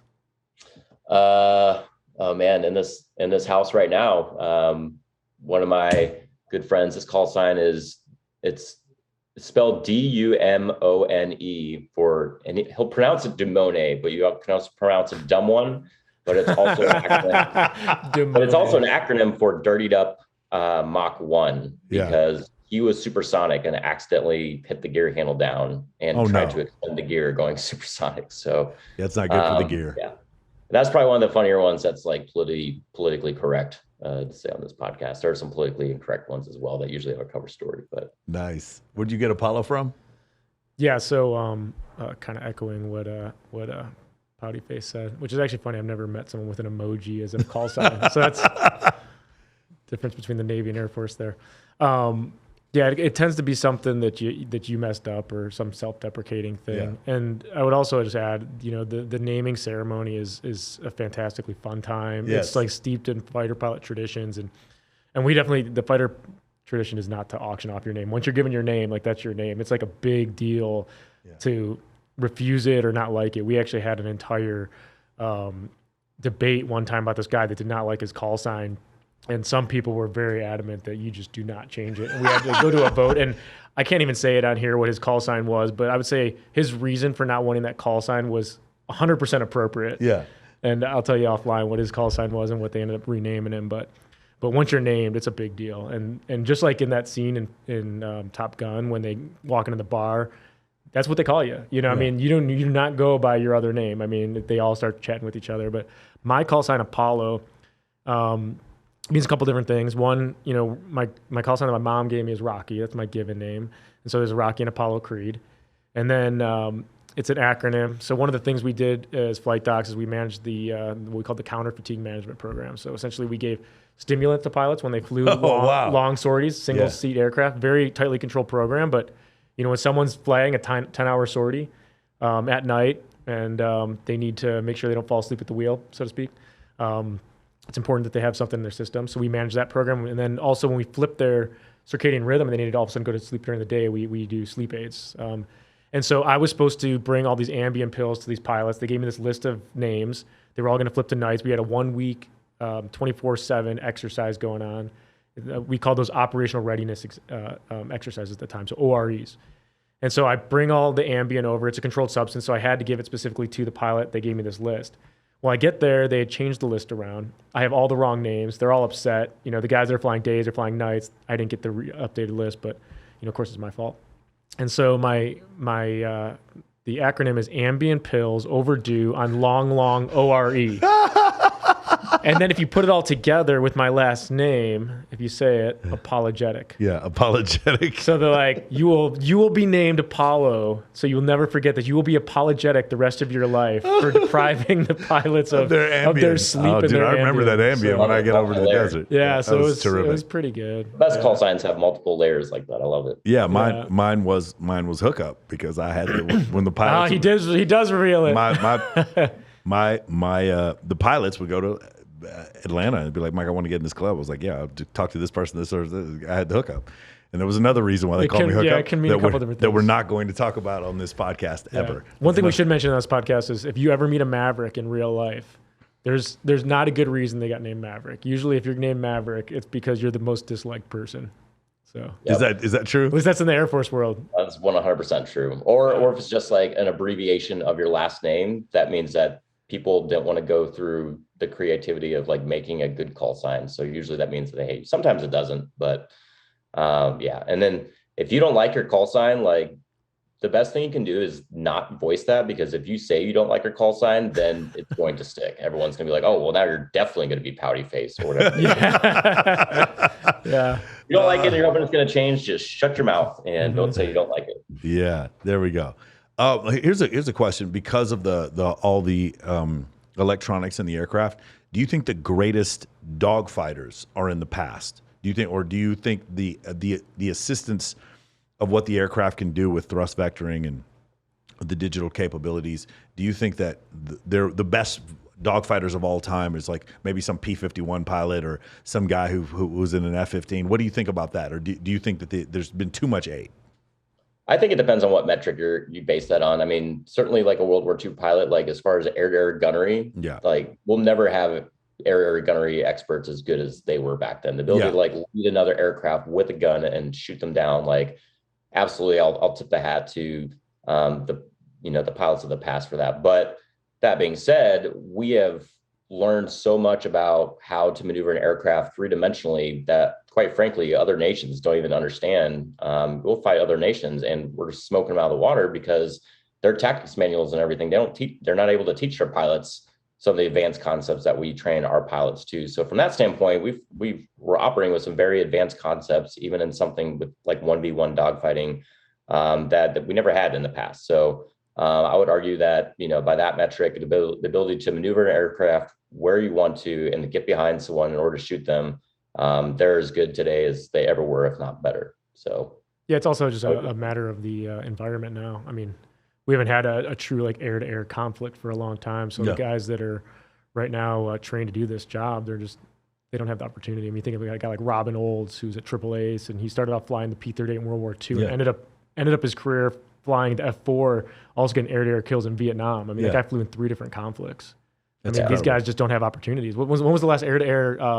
Their last air-to-air kill was in Bosnia. Is that right? I don't know. Was that? I think it was more recent than that. It was by the United States. I mean, the Navy. He shot down the Sukhoi fitter a few years back, but that has been the only one since then, though. So that was in Syria.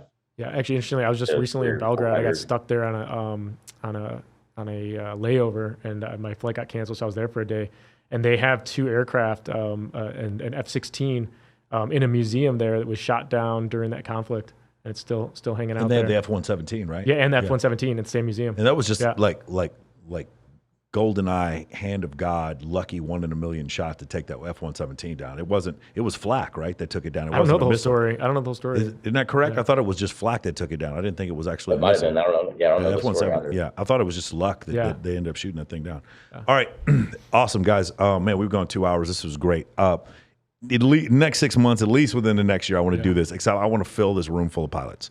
I want a bunch of aviators in here, and I want to go over. I love these stories. I have not laughed so hard. I just forgot about all these things. There's going to be, okay, let me say one other thing. I am certain I have screwed up a bunch of stuff in this episode. In the comments, I will get this year was wrong and you don't know this about that. I don't give a shit. Okay, I was a tanker nav. Okay, and I host bikini competitions now, so you can lay off me for a little bit. But I appreciate you guys watching this episode. Thank you so much. This one was for me. I appreciate these guys so much for coming on here and talking about something that, I've been in the military in 12 years. This was a part of my life I'm never going to forget, and something that I just don't reminisce or talk about that much. And it was a very, very fun part of my life getting to be an operational tanker nav. I got like 400 or 500 combat hours over Iraq and Afghanistan, and that was a great time in my life, and something that I like to look back for, and had a great deal of shaping on who the person I am now, as far as discipline, trying to live a life above reproach, all under promise, over deliver, and I will not lie, cheat, or steal, nor tolerate anyone amongst me who does. So those kind of things I did learn from being in the military for 7 years. So that's why I'm really happy that these two upstanding gentlemen came here, and Lieutenant Colonel, dude, isn't it crazy? You're not old enough, Adam, but like, bro, I have friends that are turning 06. Do you know how old that makes me feel? I have friends that are like, I feel like a kid. Yeah. Bro, I have friends that are turning to full bird colonels. That's crazy to me. I'm like, and I know these guys. Like, I've been with, have you ever seen a guy who gets full bird colonel and you just remember him being blacked out, fucking drunk on a bar, balls. Just destroyed one time, and you're like, this guy's a wing commander now. Yeah. And you're just like, how is this happening, bro? It is so crazy, man. But I'm just still grateful, man. And again, it goes without saying, all the people, I did this for all you guys who are in the military, who ever wondered about this, or all you old flyers are out there. And I'm glad that we got Rocky on here to talk about, some of the physiological stuff that had to do with being a flight surgeon. It's always really, really awesome stuff. And then had Adam on here. We had one other guy who's going to come on. I'm not going to say his name right now. We love this dude, but he's active duty, and I forgot. This is totally my fault. As active duty, I wouldn't even be able to host this podcast. There's certain things you can't say active duty that he wouldn't have been allowed to say. So, hopefully later on we can get some more pilots in here and we can do this again. This was a lot of fun. How can we find you, Adam? Just Adam Bueltel on Instagram. That's it. No periods or dots or anything. There you go. He's going to be the most combat-ready FedEx pilot you've ever seen in your whole life.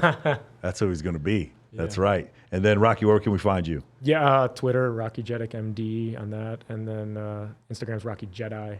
So, again, the Star Wars. There you go. Hey, and I got something for you. Would you got something for me? It might be reminiscent, or I'm not sure if they are, but I brought you two things. I got you a motion sickness bag. Oh, I need this, bro. This right here, you don't know about the 6-sack. I have used a couple of these. And this one comes from more of the combat side. You probably don't use these as much, but this is a pilot relief bag, also known as a piddle pack. Oh, it's where we pee into. Yeah. Yes. Yeah. And it's warm. It's warm because it's been sitting on it. It's like a warm piddle pack. That is so great. I had those in my helmet bag. I was worried he was going to pull out a coin. I was going to be fucked right now. Oh, man. All right, here we go. All right, guys. Thank you guys so much for coming on, man. I really appreciate that. Please leave some comments down there. Again, hopefully we did this whole thing justice. That movie was awesome, and I was really happy that we had an I think all of us thought it was awesome. I didn't even have to ask these dudes. I knew they were excited about doing this. Every guy that I've talked to that's an aviator or anybody who's a fan of Top Gun thought it was really awesome. So I really do appreciate you guys coming out here. And for those of you who have not done so far, please subscribe. If you guys want to learn more about the program that I teach, the Men of Action mentoring program, please go down in the comments, or please go down in the description and find out more about that. Make sure you guys check out Rocky. He's got a lot of great stuff. He talks about a lot of different subjects on his Twitter and on his Instagram dealing with medicine. And make sure you guys check out Adam Bueltel, the most handsome F-18 pilot in the entire world. Be careful, ladies. Be careful, gentlemen. He'll take your girl. Lots of memes. And we will see you guys next week. Thanks, Mike.